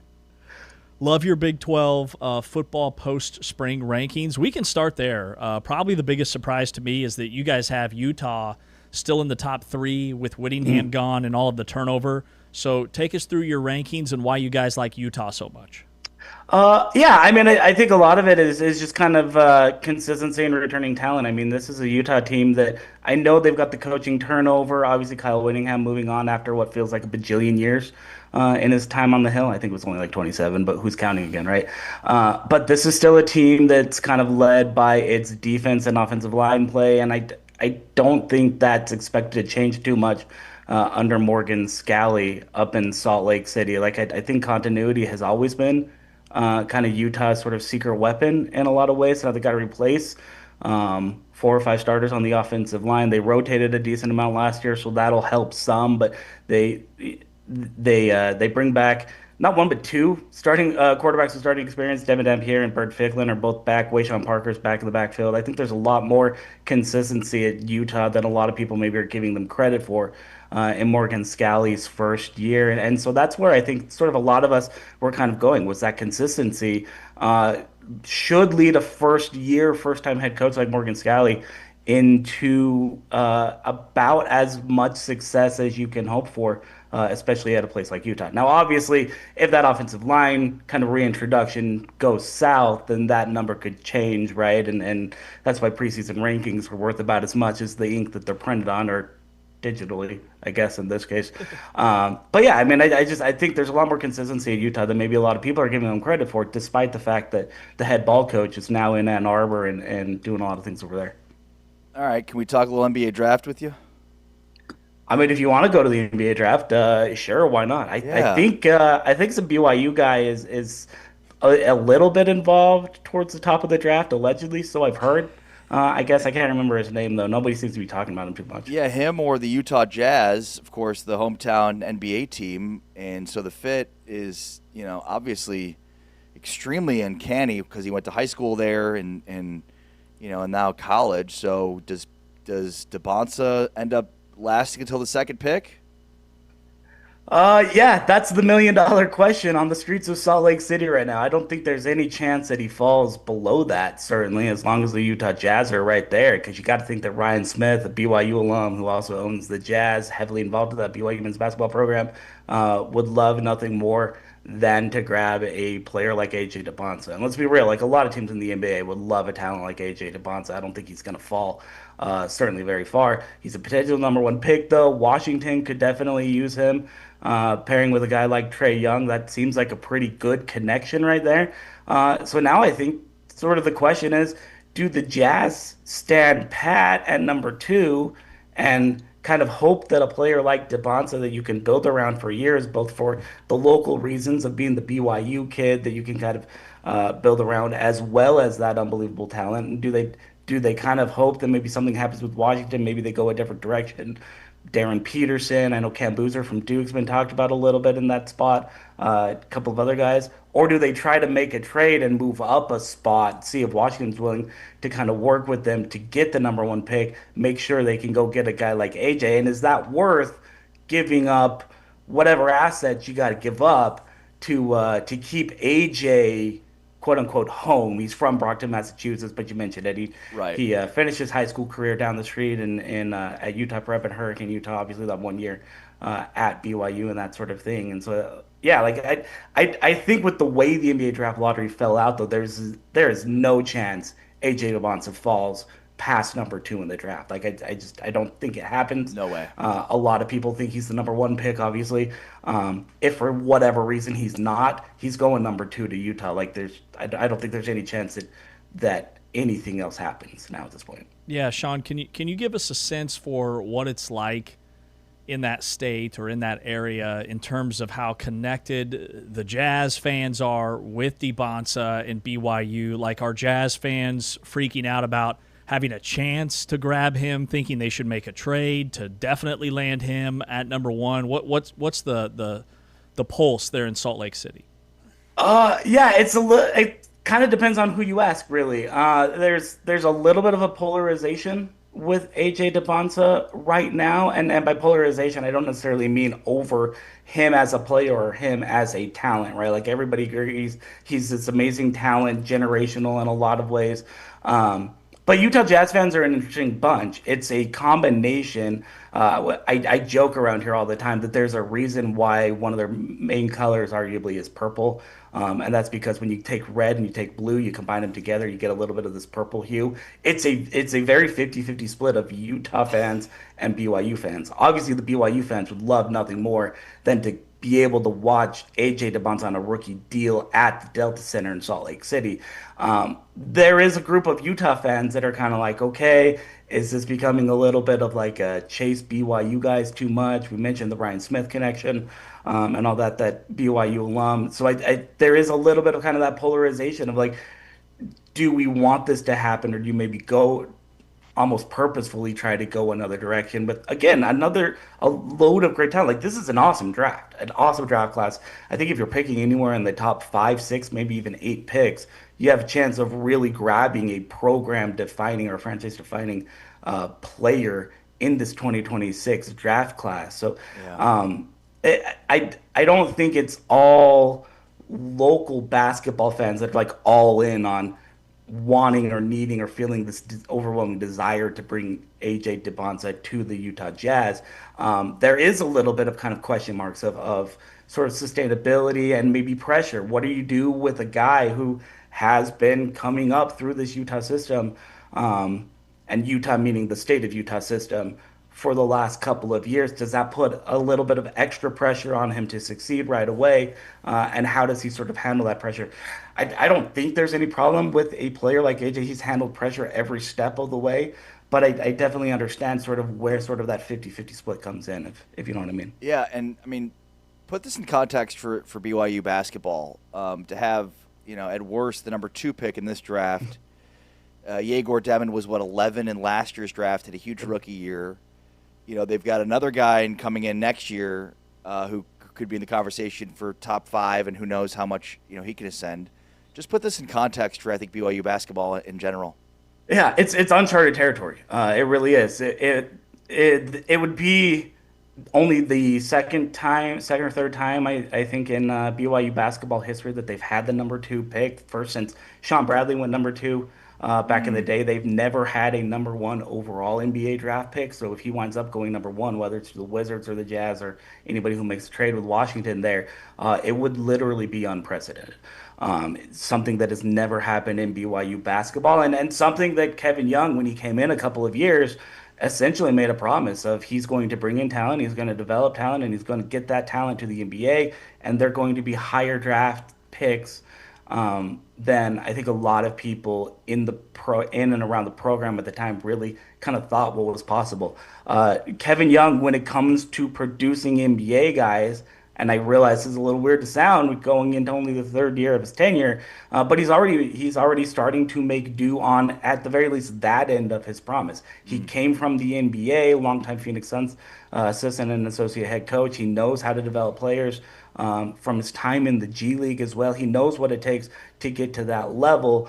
Now I think the next question is, how much can he win while doing that at a place like BYU? But in terms of development, in terms of producing draft picks, I think he's already starting to make good on a lot of those promises that quite frankly, there's probably a section of the BYU fan base that didn't necessarily believe him just because BYU hasn't necessarily been sort of an NBA factory like that, a draft pick factory. You know, it's only every couple of years that they get a draft pick at all, and those are usually like late first, second round type guys. This is, I mean, what he's doing, what he's building in BYU is unlike pretty much anything I think that BYU basketball has ever seen. Sean Walker joins us from the Utah Valley, writes for KSL Sports, the NBA draft lottery, the Wizards #1, the Jazz #2. So if the Jazz, if they don't land DeBonsa, is it Darren Peterson? And then my follow-up, I wanted to ask you about Ace Bailey, their top 5 pick last year. Like, how did he work out? Because he was super polarizing as well, kind of like Peterson for different reasons. He was declining workout invites. He declined to work out with the Jazz, and they drafted him anyways. Yeah, and I think that shows that Ryan Smith, Danny Ainge, now Austin Ainge coming in there in that front office, don't necessarily care about some of that stuff. If they identify a talent and they really like a talent, they're probably going to figure out a way to take that talent. And Ace in his camp, to his credit, pretty quickly when he got to Utah, was upfront about just wanting, he's a guy that just wants to hoop. He wants to play ball. He wanted to get to the NBA. The Jazz made him feel super welcomed, and he fit into that system and that culture in that locker room pretty quickly. Wound up being a full-time starter, a near full-time starter by the end of the year when he was healthy. And other things, I guess. We can get into what is or isn't tanking if you guys really want to, but that's not necessarily my expertise or my cup of tea. But yeah, so I mean, Ace kind of jumped into that Jazz system and he fit in really well alongside Keontae George, Lauri Markkanen, again, when he was healthy and or not resting, Walker Kessler when he was healthy and or not resting, Jaren Jackson Jr. when he came over. And that's why I think a lot of Jazz fans are excited about the prospects of AJ, because he's a guy that can kind of fit into that system, whether you want to go big or you want to go small. He sort of plays similarly to an Ace Bailey, or maybe like a little bit of a smaller Lauri Markkanen, where he's got sort of that versatility to play multiple spots. If he does wind up coming in, Ace is probably maybe the guy that gets impacted or changed the most. Maybe he's coming off the bench a little bit more.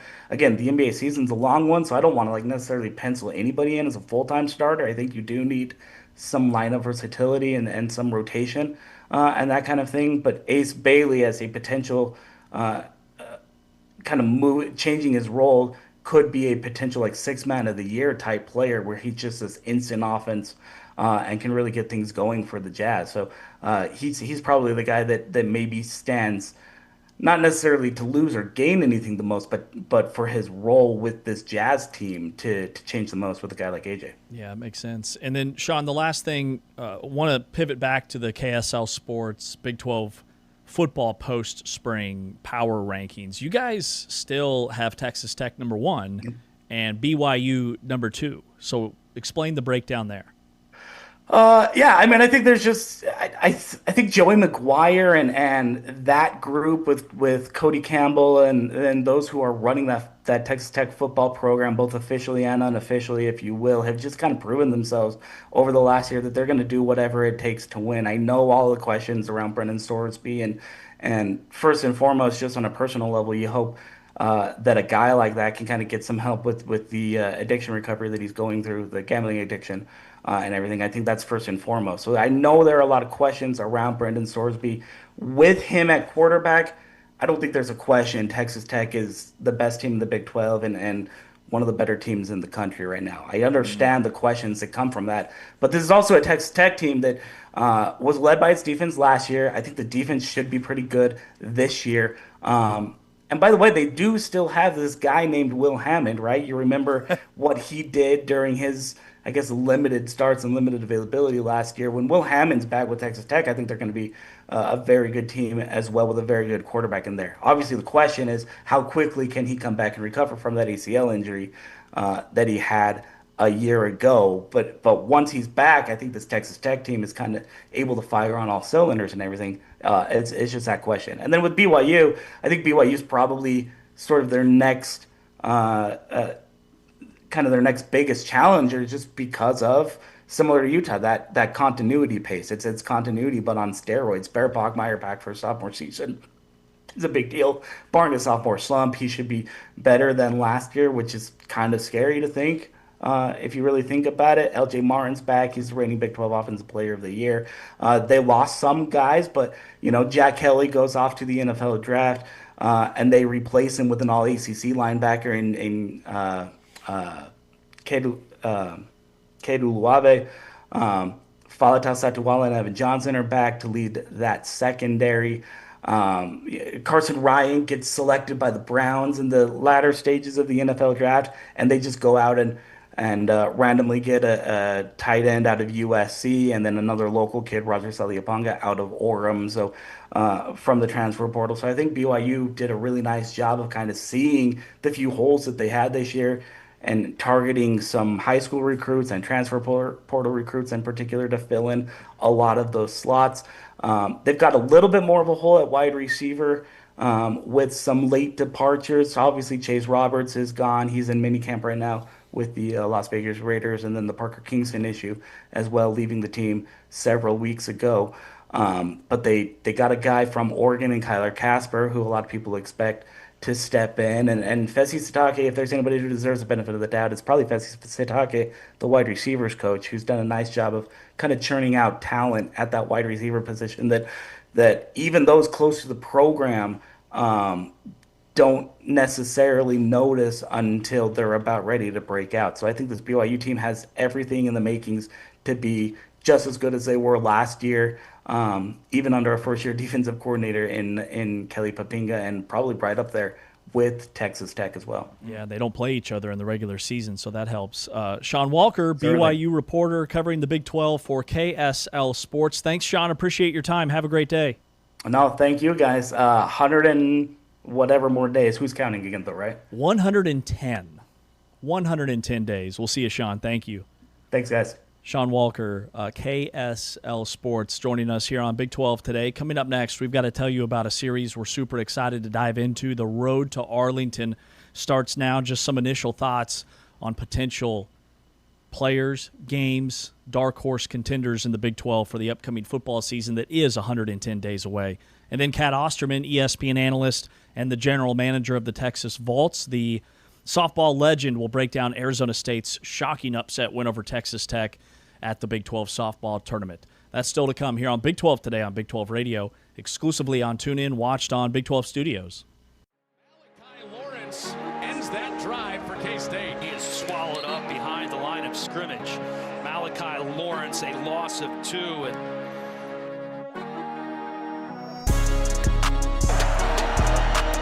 third down and long, trouble on the edge, and they go back to back. This one belongs to Malachi Lawrence. Johnson on a 4th and 6. Scans. Backpedaling. Going the opposite way. Now he throws around the edge. In pursuit, UCF gets to him.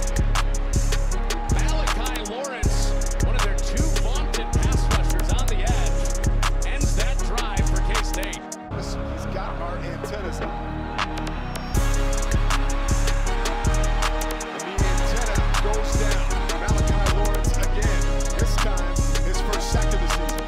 Yeah, I mean, that's just absolute force right there by Malachi Lawrence. It's a play if you're UCF. Here's Pryor, and he is swallowed up behind the line of scrimmage. Malachi Lawrence, a loss of 2, and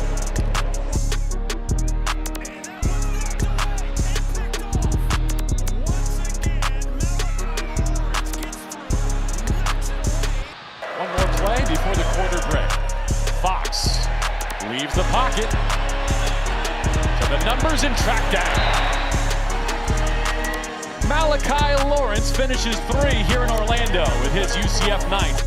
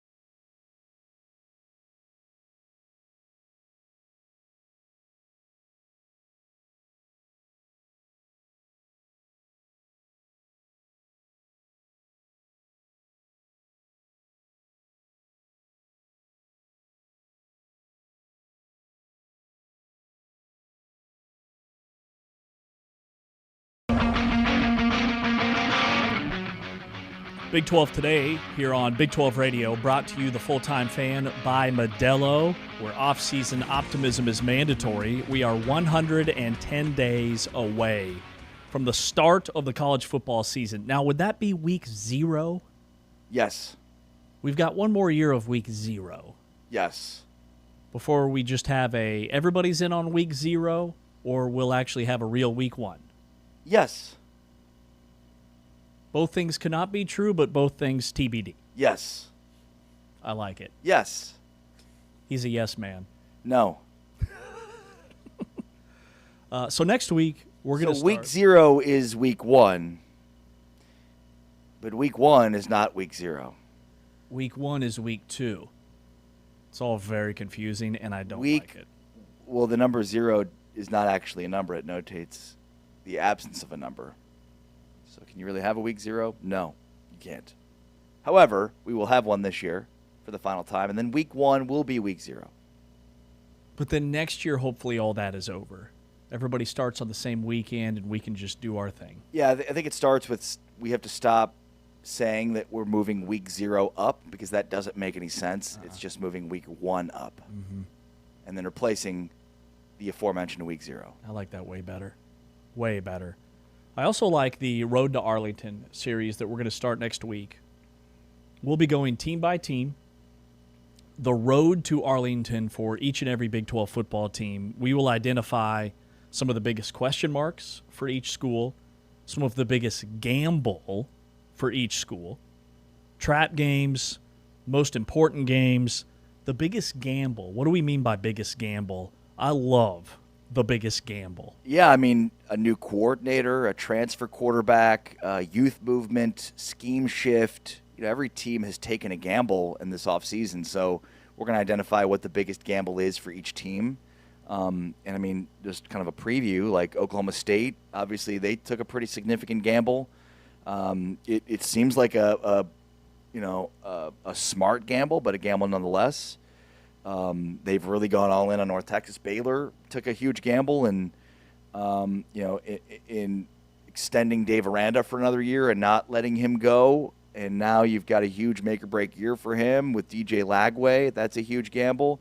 I think K-State took a huge gamble, right? So, yeah, I think that'll be one that's really interesting in terms of where was the team's biggest gamble in this offseason. Will it pay off?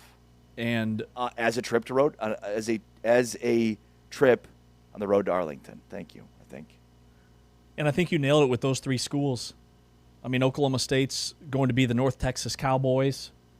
Kansas State, huge gamble. I mean, I know that we want to crown Colin Klein, but what if things don't go well in his first year? Because the expectations for K-State football after winning a Big 12 championship back in 2022 have been get to Arlington every year. And now you've got a first-year head coach coming off a 6-6 season in which Kleiman, I think a lot of K-State fans, I wouldn't say pushed him out, but there was pressure there. I mean, he was definitely going to be on the hot seat coming into this year. We also look at 3-game swing stretch, the one player that teams can't lose, their hidden strength, the number, because we're stat guys, pressure points, who carries the pressure, what success actually looks like. 7 wins for one school looks very different than it maybe does for another. And then the path to win the Big 12, and then the path for the season to kind of fall apart. And if you look at like the Big 12 standings from last year and where teams were projected to finish and where they actually did, so many surprises. So we'll try to identify those for this season. Yeah, I mean, trap games, biggest 3-game stretch, biggest game, I think is a big one too, maybe different than trap game, or even perhaps bigger than the 3-game stretch. The one player they can't lose, I'd say Will Hammond for Texas Tech, probably in that category. Barrett Bachmeier for BYU, or maybe even LJ Martin is BYU's player they can't. It's not necessarily their best player, but it's the guy that they just can't lose during the season. The hidden strength, I think, is something that'll be really interesting. Maybe not what the headline in terms of the strength for each team. The number, the most important stat for each team. The number for Iowa State, probably 55 players lost to the portal entering this new era for Iowa State football, right? So Just a couple of examples there of what this segment will look like. It'll probably end up stretching these into an hour, do we think? And a full hour of each show? Oh, yeah. We could go a full 3 hours on just these topics right here. These are outstanding. And then a lot of questions, maybe the most pressing questions for each Big 12 team on the road to Arlington. We've done kind of the immediate breakdown of these teams. Then we did the post-spring breakdown. Now it's time for us to really look at them in terms of the road to Arlington. Well, and just the fact that the league has 4 new coaches. That number crushed the over-under that we sat on how many new coaches there would be in the Big 12. Kyle Whittingham to Michigan. Utah has a new coach. Kansas State, Iowa State, Oklahoma State. Yeah, we probably didn't think Iowa State or Kansas State would be hiring new coaches.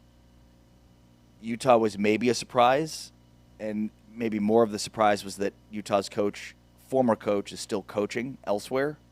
So, yeah, we kind of looked at this and we're like, maybe Baylor will be looking for a new coach. Most definitely Oklahoma State will be looking for a new coach. I think we set the number at 3.5, and we hit the over there. And there was a bunch of schools we didn't anticipate. I mean, the last month of the season, it was Baylor and Oklahoma State, and then it's like, I think that's probably going to be it. Chris Kleiman out of nowhere retires, and then Whittingham and that whole mess.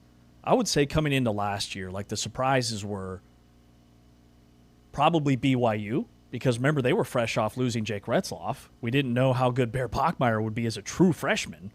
So BYU having the season they had a major quarterback competition heading into fall camp. And the true freshman that wasn't on campus for spring was a long shot. So it's crazy to think they had a 12-win season. Is there a team like that right now? Right, like who are we missing? Yeah. What quarterback are we missing? Who are we not talking enough about? These will all come out in the road to Arlington in a series we start next week. I think we've done, a really good job, if we might pat ourselves on the back, of keeping football relevant and top of mind throughout the entire offseason, because there is no offseason. There's only research. So that's how we've spent our offseason. So who are the teams, like right now, just off the cuff, that could be dark horse contenders that we like BYU last year? I think that they're a great. Well, who wouldn't be a dark horse this year? Texas Tech, BYU. Who else would not be? I would say anybody outside the top 5. Let's go that route. Anybody outside of Texas Tech, BYU, Utah, Houston, and Arizona. Because for Houston and Arizona, Houston went 10-3. Arizona was 9-3 at the end of the regular season and won their last 5 games. They shouldn't be dark horse title contenders. Yeah. They basically, on paper, already were. There was a path late in the year for Houston to play in the Big 12 championship game. I would think dark horse, Arizona State, just based on the success of Kenny Dillingham in a couple of seasons and the credibility that I think he's built up. TCU, a 9-win team last year that returns a ton and, seems to have improved offensively despite losing Josh Hoover, which is interesting. And the last one I'd throw in terms of a dark horse was TCU, Arizona State, and then Oklahoma State, right? If all things go well here. There's a reason why there are a lot of people that are on Oklahoma State, right? It's the success of North Texas. It's leveling up. And it's a program that's had a lot of success, right? It's not like Oklahoma State, would be a huge shock. Mm-hmm. It would just be a shock based on the fact they haven't won a Big 12 game in 2 years. But that seems more like the anomaly than the pattern for a program that's been really good. It feels like the expectation for Oklahoma State is to at least be a bowl team. Yeah. Oh, yeah. In year one. Yeah. The other team I would throw into the conversation is Kansas State. With Avery Johnson, top 10 in the country in dropped passes by his receivers last year. I think they're better at that position. We're going to have Joe Jackson in your top 5 running backs tomorrow. Top 5. But then how much stock do you put into the one game he had against Utah where like a third of his rushing numbers for the entire season came in that one game? Yeah. He barely got touches until week 4 or week 5. But he's a stud at running back. K-State's got a guy that we both had in our top 5 offensive tackles.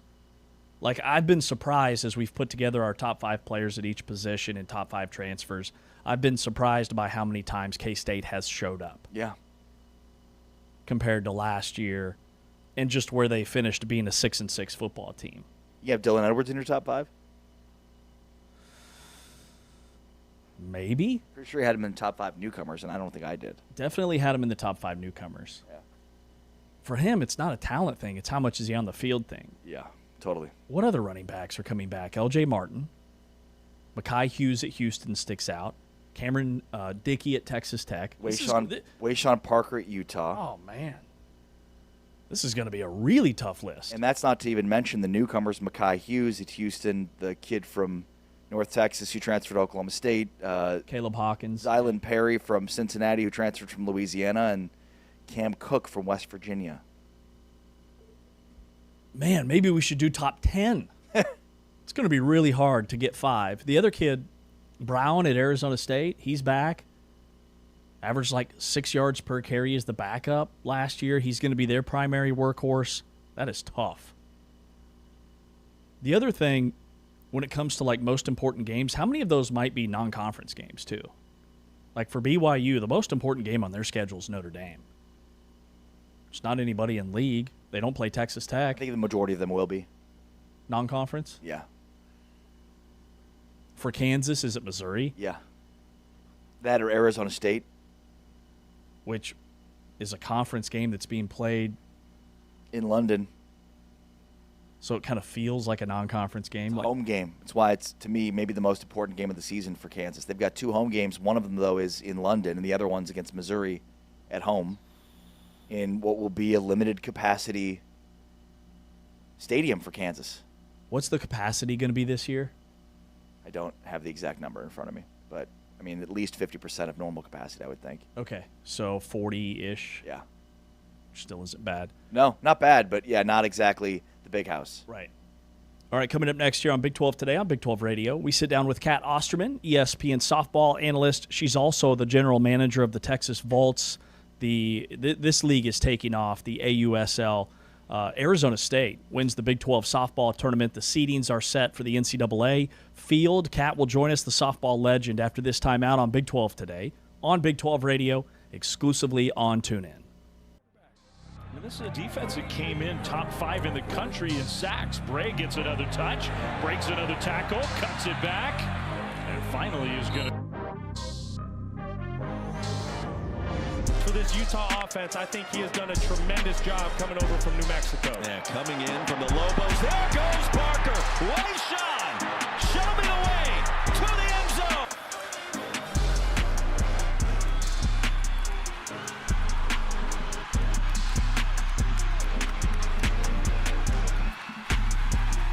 +100. It wasn't hurdles, it was like steeplechase. Parker for 12 now. In stride. Flowing wet football. Rogers carries, and it's a first down.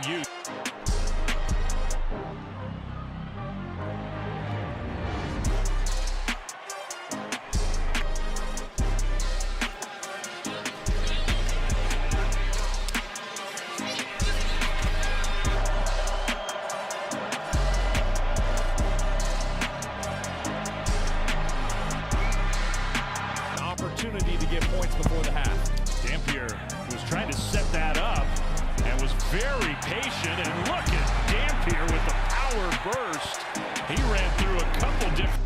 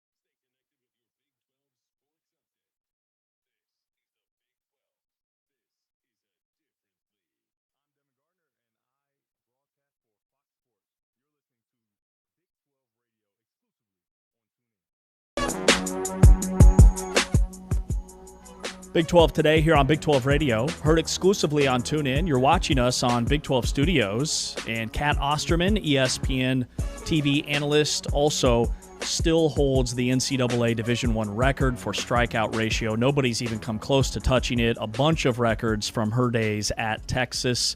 Kat, the big story, Arizona State, the 6th seed. They go into Oklahoma City, take down Texas Tech 4-0 to win the Big 12 championship. Just break down that game and what you saw. Yeah, I think we saw an Arizona State team that was completely riding the emotions and the momentum that they created against Oklahoma State the night before.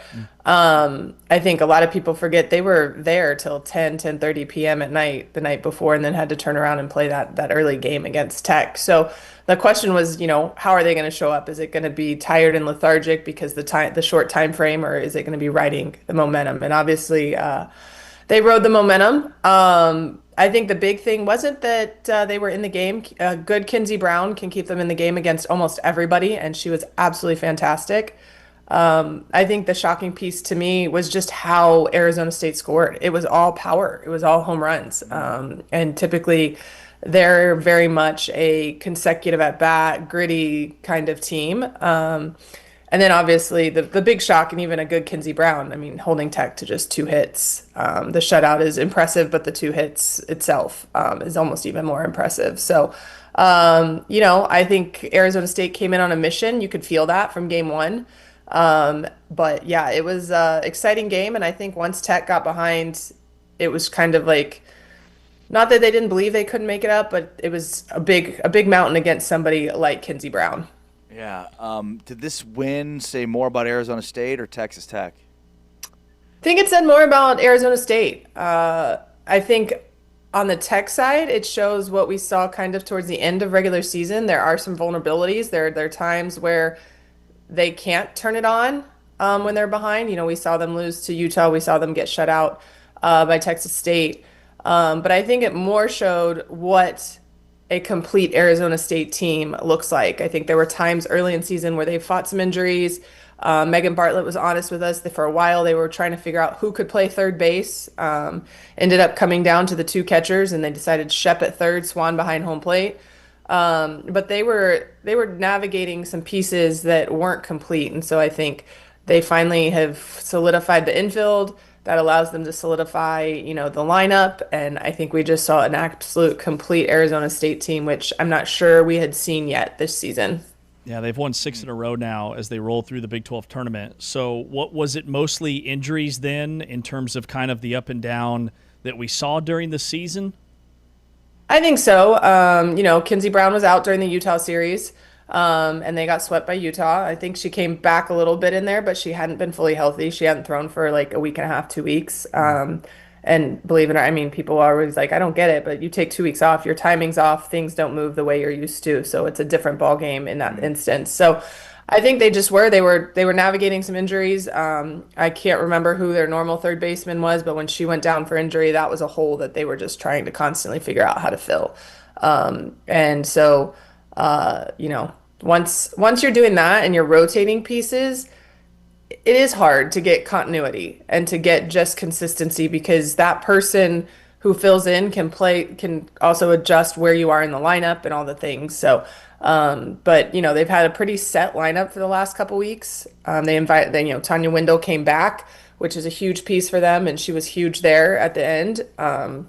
So I do think it was the in and out of different people, and now they have just found the consistency, and I would not be surprised to see them make some noise in that A&M regional. Did this past weekend give you any sense or thoughts on who ends up in Oklahoma City? I guess did this past weekend change your opinion of who would end up in Oklahoma City? I think it really just confirms that there's not really a set 8 that you can for sure say you think are going to Oklahoma City this year. Going into the tournament, Oklahoma State and Ruby Malin were on a high, and I thought, we might see them in the finals against Texas Tech, and then that game against Arizona State, obviously a completely different outcome, I think, than what any of us expected. And then at the same time, Tech has shown the vulnerabilities. So I don't know that it confirms or denies that who I see going to Oklahoma City, other than I think it just confirms that there's parity, and this postseason might be one of the most competitive we've seen in a long time. Big 12 has 7 teams in the field. Is that the number that you thought the league would get going into the Big 12 tournament? Yeah, we knew, or I had been talking to a bunch of different people prior to Big 12 tournament just to kind of get a sense of, all the people that make the bracketology. I'm not that smart, so I don't try my own bracketology. But 7 was the most that we could get in, and everyone was pretty confident that we would get 7. And I think Kansas obviously winning against UCF, I think solidified them, even though I think they were in whether they won that game or not. And then the question mark was just going to be Baylor. Again, a team with a lot of ups and downs. They have some good wins, but they also have some really bad losses. And going into selection show, you never really know what the committee is going to focus on. There have been years where it's been top 50 wins, and then there's years you get out because of your quad 4 losses. So I think Baylor probably was the biggest question mark after the Big 12 tournament. But like we said, they had a body of work where they do have some good wins to where they were in the conversation. And obviously they're going to go to the Austin Regional, somewhere that they're very familiar with. Kat, who are some players to watch for as the NCAA tournament starts? Well, I think all eyes are going to be on Tech and Nyjah. How do they respond to losing the Big 12 tournament? How do they respond not being a top 8 seed? I think Jerry expected not to be a top 8 seed, but, the fans and the players still may have a little chip on their shoulder. I'm going to just be interested to see how they use Caitlin Terry. Is Jerry going to be able to trust splitting games, or is he going to ride Nyjah now that they're in the postseason? I think offensively, you take your pick with Arizona State on who's going to come through, but I'm excited to see if Brooklyn Ulrich can keep her hot hitting up. She was absolutely phenomenal in the Big 12 tournament. I think the first 2 games combined, 6 for 7, and then had some great defensive plays there in the championship. And that was a spot last year for Arizona State. That shortstop spot was just not consistent and great for them. And so she's been able to solidify that up. So it'll be exciting to see if she can maintain that type of play. I think the other big ones eyes are gonna be on Oklahoma State. Who's gonna step up besides Rosie Davis and Carly Godwin offensively, and is Ruby gonna be able to really carry the torch? They went back-to-back days with her. She was flat on Friday, and Arizona State took advantage. You're not going to have another tournament waiting the way postseason's waiting for Oklahoma State after a Big 12 tournament. So how are they going to be able to maintain her? Especially, Kenny was very honest with us. She was fired up. She didn't get a golden ticket for AUSL, and she felt like she might have deserved one. And so I do know she's playing with a chip on her shoulder. So it'll be exciting to see what happens there. I think Kansas and Baylor, they're those teams that there's not really one player. They pass the torch, they go down the lineup, and anyone can cash in. So it'll be exciting to see how they put together their performances in postseason. Kat Osterman is with us here on Big 12 today, softball legend, ESPN analyst. Kat, how would you manage Nyjah and Terry at Texas Tech?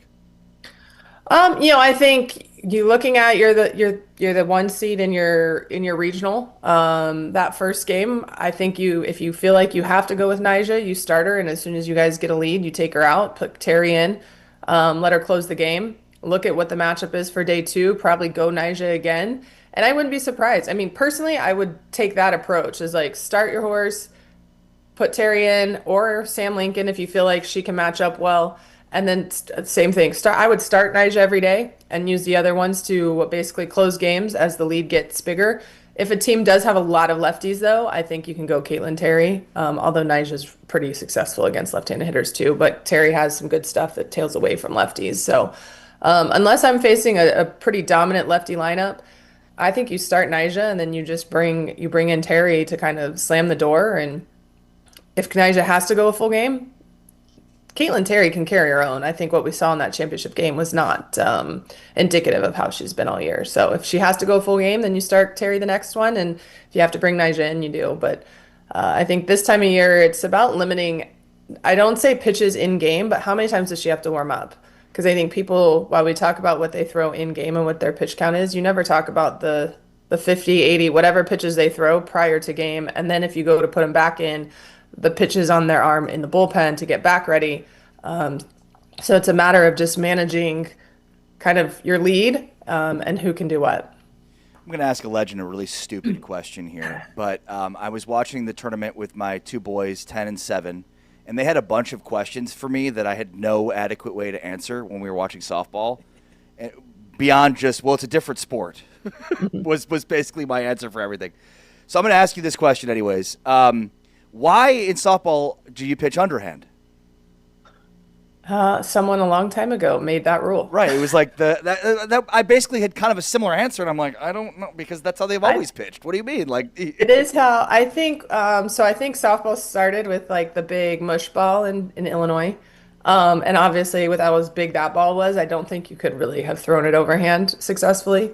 So I think that's why it started tossing it underhand, and then obviously we've just made different variations. So the softball without a glove was the original sport? I believe so. Wow. I tell people all the time about that because I grew up in Chicago and I know a lot of people that played in those leagues. And it's always like the best. I get the best wow factor when I tell people that we grew up playing softball without gloves. No idea, though, that was historically how it worked. That's crazy. Yeah, I'm pretty sure that's where it got its origins. And then people just started figuring out that you could do the same thing with a smaller ball and obviously using gloves once the ball got smaller and harder. What's the difference? I mean, obviously the arms, like where the ball's coming out, is totally different. Like, what are some of the other, like, I don't know, differences isn't the right word, but yeah, what like are the mechanics? What are some of the other mechanics involved? Great word. Well, I think if we're going to compare differences to baseball, like obviously they have the mound, so they have the momentum of going downhill, right? Yep. All of our power is generated straight from like whatever your body is because we don't have any angles that are helping our momentum. Really interesting. So for us, I know baseball, there's like a lot when after they've thrown, it's more upper body. For us, our strength and everything comes from lower body. Yep. So I think a big thing, and not that it doesn't take a toll on your arm, it does. But if you're throwing correctly, your legs should be more tired than your arm. Your forearm might get tired from like being able to spin and snap, but your legs should probably be doing most of the work. And then I think the other biggest thing is just the fact that we can move the ball upward in the zone, and obviously baseball you can't really throw a rise ball unless you're really going to torque under and you're a submariner maybe. I know there was a guy in college that was like, can you come teach me and see if I can make this thing rise? And I was like, I don't know that we can do that. I know you're a submariner down there, but that's like, you got to get way low. Way low. So I think those are the two biggest differences. I know a lot of people when they talk like, why can you guys go back-to-back days and baseball pitchers can't? Yes. They're just putting more stress up here. And we're really, if you're doing it right, you're using more total body and lower body than I think baseball pitchers are. Wow, that is fascinating. Kat Osterman, ESPN analyst, softball legend, GM of the Texas Faults here on Big 12 today. Kat, really insightful stuff, and thank you so much for the breakdown, and we'll talk again soon. All right, sounds good. Thanks, Kat. Thank you, guys. Kat Osterman joining us here on Big 12 today. Arizona Legend. State American takes hero. down Texas Tech in the Big 12 championship. Sorry for jumping on you there. Legend, Kat Osterman. Always great to talk with Kat. And, yeah, I had my kids are just at this age in sports and watching with me where there's so many questions, and I usually have good answers for them. But with softball, it was like, I don't know. Why are you? I mean, they kept comparing it to baseball, and I'm like, it's not baseball. It's a different sport. Completely different. In fact, my older son kept calling it women's baseball, and I was like, it's called softball, dude. It's a wholly different sport. They have a different name for it and everything. And I was getting frustrated, and it was like, why do they pitch underhand? Because they always have. That's actually a good question. Why do they pitch underhand? So it started with a larger ball.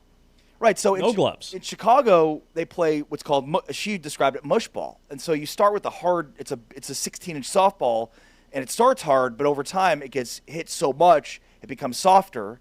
And, I mean, that's where the catching it without a glove actually plays a huge role in it. But when you first play with it, like that ball is hard at the beginning of the season, and then it softens up. Did not realize, though, that's the reason they pitch underhand. It basically started as a sport like that where you pitched underhand, the ball wore in over time, and you didn't wear a glove. Hence the name softball. Yeah. Ball gets softer. I learned something today. All right, coming up next year. Sometimes the stupidest questions could actually get the best answers. I didn't think it was the stupidest question. I thought it was an outstanding question. I'm asking one of the greatest softball players ever why they throw underhand. Were you nervous about that? No. Good.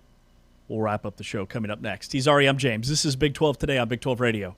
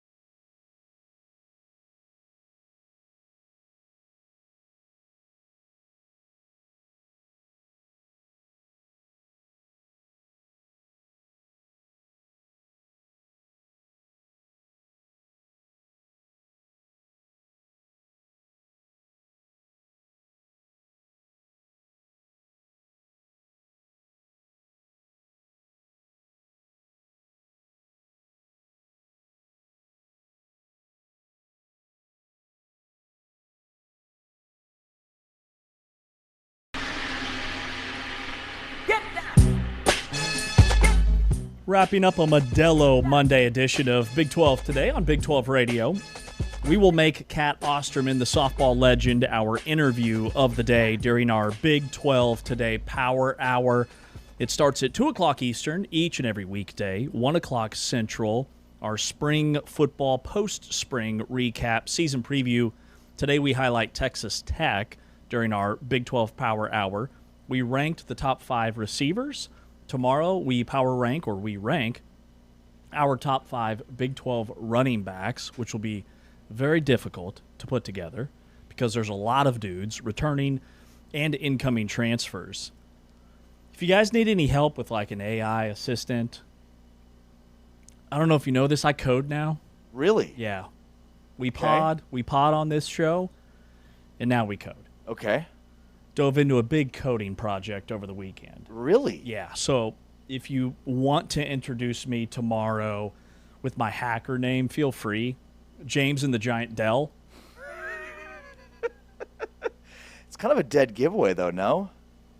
James and that I'm hacking? That I'm coding? No. Does your hacker name usually include your actual name? Oh, yeah. I mean, for that one, it does. Yeah. James and the Giant Dell. Got it. No, it makes sense. Just didn't, I thought it was more of like a one word. If you want to go, you can. Neo, if we're going to the Matrix. Okay. Yeah, I like that. Yeah, we'll just call you Neo. Clean, one word. Sneo, maybe. Punchy. Fneo. Fake Neo. I'm here for it. Sneo. Pseudo Neo. Sneo, by the way, is P-N-E-O. Sneo. Like pseudo. Got it? I like it. Thank you. Looks really good on paper. I'm going to start using that as my email signature. So what are you coding right now? And what are you hacking? Farmageddon Firewalls, another personal fave. Ooh, that's a good one. So I dove into, I used Claude Code. Like less than 1% of people that have Claude use Claude Code, but it might be the best. And I've heard that too, and I'm one of the less than 1%. No, sorry, I'm part of the 99%. Most people use AI, which we learned on our AI seminar, that the majority of AI users use it as a companion, which is very scary. A friend, a buddy. ChatGPT is your BFF. I use it for information. Strictly. It's an outstanding research tool. Same. Researching everything. It has replaced Google. Everything. Like, when's the last time you searched something into Google? Sometimes I'll cross-reference. But yeah, I mean, for the most part, it's crazy to think how much it's changed behaviors already in such a short period of time. It's kind of insane. I mean, like, there's things that I've thought that I had in Claude that I was like, oh, I guess I Googled that, as opposed to I should find the record of what I searched when I found this. Yeah. Okay, so... But there's nothing scary about that, right? Like a one-stop shop for all the information you could possibly ever need that's always right? No, not at all. Claude is running circles around everybody else, is what I've learned. Yeah. At least Claude is run by people that are morally okay. Yeah. For today. Yeah, I mean, people that worked at ChatGPT and then left ChatGPT, OpenAI, I should say, to launch Claude. Yeah, Anthropic, that's the company name. Yeah. So, yeah. So, wait, you're coding now. How did you teach yourself to... I didn't realize you could code. Were you an engineering major at K-State? I just didn't know about this. How did this... Yeah, no, we did communications. Yeah, that's what I thought. So I'm using my communication skills to communicate with my computer. AI. That's impressive. But actually, once you get the hang of it... I aspire to be a coder. I took one coding class at Kansas. A lot of zeros and ones. Had no idea what was happening. Same. Took one coding class at K-State. I barely made it halfway through. I was like, how do I drop this? I don't know what the zeros and ones are about. And like everybody else was like doing circles around me. Like, dude, that's like basic. We learned that the first week. It was like, I know, and I didn't learn it. I'm confused. Well, what I have learned is it's really just a lot of pattern recognition, and that also coding is so advanced now that you can type in a couple of keystrokes, thank you, characters, and it just, your computer just knows what to do. It also, I was worried that it would take up a bunch of like memory and RAM, and I'm asking questions about that, and it doesn't. It really doesn't. Like, I'm trying to pull clips from our show, right? So you're coding for us. Yeah, I'm coding for us. Oh, now I'm all in. Okay, for? before I thought you were like trying to do some things that would help you, and that didn't help me. But now that I know that it helps me, I'm all in. Yeah, that's going to be the next step, though, is trying to figure out ways to improve your own life. Yeah, but first it starts with us. We're a team. This is a trust tree. This is impressive. So we're pulling some clips for the show. Here I was thinking you were Mr. Selfish doing coding for yourself. Totally, no way. Now Built I find this out you're bot. not. I'm going to try and build a bot to help you with your shoe game, although it doesn't need it. Thank you. You know, now that we're in this different view, we're in a tighter shot. Now you can see it. I can show off my shoes a lot less. Like, I've really got to do some work to get my shoe game going. So I've kind of just, what I've done is said F it to the shoe game. Yeah. It used to be important for me to have really good shoes every day, and now it's not. Doesn't matter. It's more about the shirt game now. Yeah, all about the shirt game. It's all about the shirt game. I thought I wore the shoes for myself. No, please. No.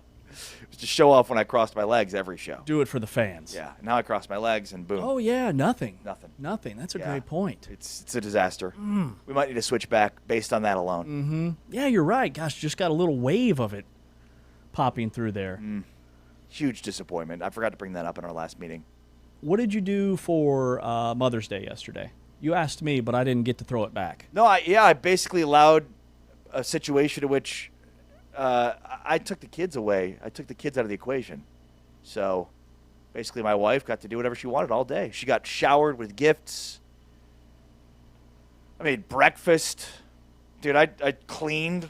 I basically did everything. You did breakfast, cleaned, and gifts? And took away the kid. And basically was like, I'm going to go to a friend's house. That's 4 things. Kids are going to hang out. I'm going to hang out with friends. It was actually a great day. I spent a lot of time with my kids. Kids are at a great age right now. 10 and 7 are fantastic ages. Like, they're old enough to be able to take care of themselves to a degree, but not old enough to hate you yet. Yeah. So it's like a great mix. You're in that window. It's a perfect window. You know, I don't have to clean up poopy diapers, or they can go to bed late and not have to worry too much about it, and I'm not going to have to worry about crying outbursts too much, you know, just for the most part, just regular dudes. Do your kids wake up in the morning and just kind of take care of themselves, or do they wake up and wake you up? Take care of themselves. Man. Yeah. A+. That's a #1 draft pick right there. Thank you, yeah. Taman, you've got 6 years left. I'm looking forward to those 6 years. Technically 5. Cam's 2 now, so you'll get there. It'll be 7 in 5 years. BMO? BMO. Basmati Index. What is that? BMO.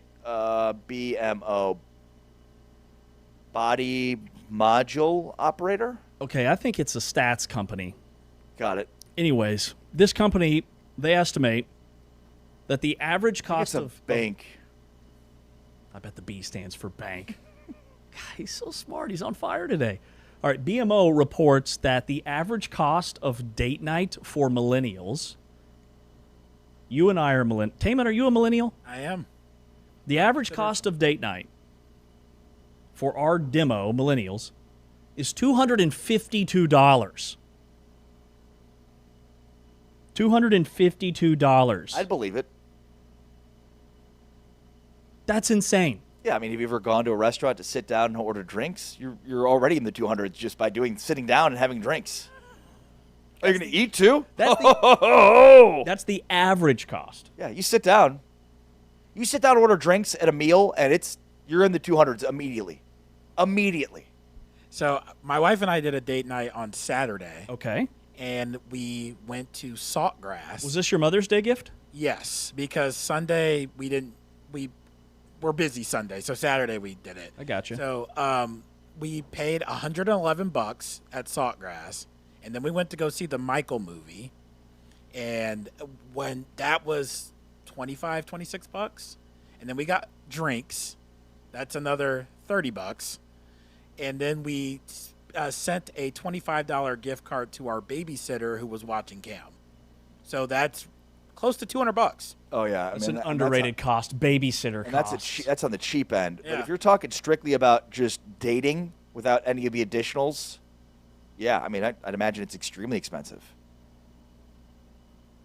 And I mean, I'm assuming standardized. You can't go for pizza. Like, that's not a first or second date type thing, right? Like, you got to go big first, and then you can kind of wean off and go to like the sandwich shop or pizza or coffee following that? Yeah, is this like average cost for a date for a married couple versus still trying to get to know one another, first date?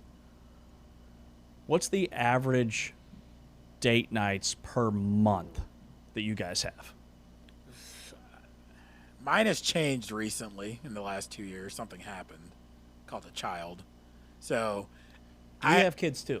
I know. So I haven't gone out as much recently, but like I would say every 3 months probably. One date every 3 months. Yeah. Okay. Yeah. Ari? Probably less. Less than one date every 3 months, as in one date every 6 months, or one date 1 month? I don't know. It seems like a lot of math and numbers. We don't do dates that often. I mean, I guess we do. We go with other couples. We're going to Maine by just the two of us next month. Is that considered a date night? There's no right or wrong answer. I'm not trying to put I don't you know guys on why the spot. why I'm suddenly. You're melting down in real time. This There's is- no right or wrong question. Why is this about me? Genuinely curious. Can't we talk about a city that doesn't see sun for 84 days? Why are we talking about me? Okay. I mean, yeah. What about you? That was flawless execution. Thank you. I did not incriminate myself at all. I feel pretty good about it. No, well done. Okay. It's a good thing my wife is never listening. All you had to say was, we have a vacation planned here in about a month to completely... Or I could have just lied and said once a week and moved on with my life. All right. What about you? We can. I would say shoot for once a month. Something. But you've got an opportunity here that then also, not all of us have. Right. And that is kids in a divorce, meaning your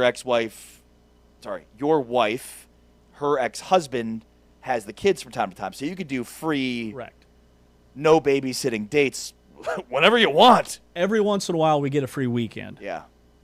Few and far between because of my travel schedule, but they do happen. Whereas, and we talk about that all the time. Yeah. We're like, man, I know that this is like our one free weekend we've had in 6 months, but think about the alternative. We're very lucky. All right, there's a city in the United States that's going to have nothing but sunshine for the next 84 days, and we're not talking about Tucson or Tempe. It's actually one of the coolest, what's it called, videos, time-lapse videos I've ever seen, and shows how the sunset basically misses the northernmost city in the United States, which is, I'm going to try to see if I can pronounce this correctly, Utkavik, Alaska. Utkavik, Alaska will now see 84 straight days of sunshine, or of the sun, or of no darkness, which has got to be horrific. Yeah. Yes. And in this time-lapse video, they're showing there's houses in this town. So people do, in fact, live there. For what reason, I don't know. Houses and a lot of snow. It never melts. Never melts. And you could see where, the sun dips and then comes back up. Like, it dips to the bottom of the horizon and then comes back up. The sunset is not quite. We're a little bit too far north for that old set. The sun came up at 2:57 a.m. and will not go down until August 2nd. That was probably my number one takeaway from when we talked with Dan Fitzgerald, the KU baseball coach, and he said, he was in Alaska for a couple of summers and the sun never went down. Kids were playing in the streets at 11 o'clock at night. You just slept when you got tired. No concept of time. That blew my mind. Yeah, I think they have the exact opposite, too, which is time that they'd never see the sun. So I guess it evens out over the course of the year. But, man, that is just, you think about a different lifestyle up there. Utkavik, Alaska. Would you rather have full sun or full darkness? Sun. It's probably better for your brain. I don't know, actually. What's better for your brain? They both sound horrible for your brain. Wouldn't recommend. But, yeah, it feels like light is better than dark. No, I think so. I just threw that out there as something that I would think in this case. Very scientific answer. I would think I'd rather, if I walk into a room, it's dark, I usually turn the light on. Boom. I'd rather light. Yep. We end on a make. He's Ari Timken. I'm James Westling. For our video producer at Big 12 Studios, behind the camera is Anthony Smith. For T-Change, Taman Turner, our audio producer, I'm James Westling. Tomorrow, we rank the top 5 running backs in the Big 12. Check out our Big 12 Power Hour at 2 Eastern, 1 o'clock Central. Our interview of the day is Kat Osterman, the Olympian, the softball legend who joined us earlier on the show. For Ari, I'm James. We're out. We'll talk to you tomorrow, same time, same place, right here on Big 12 Radio.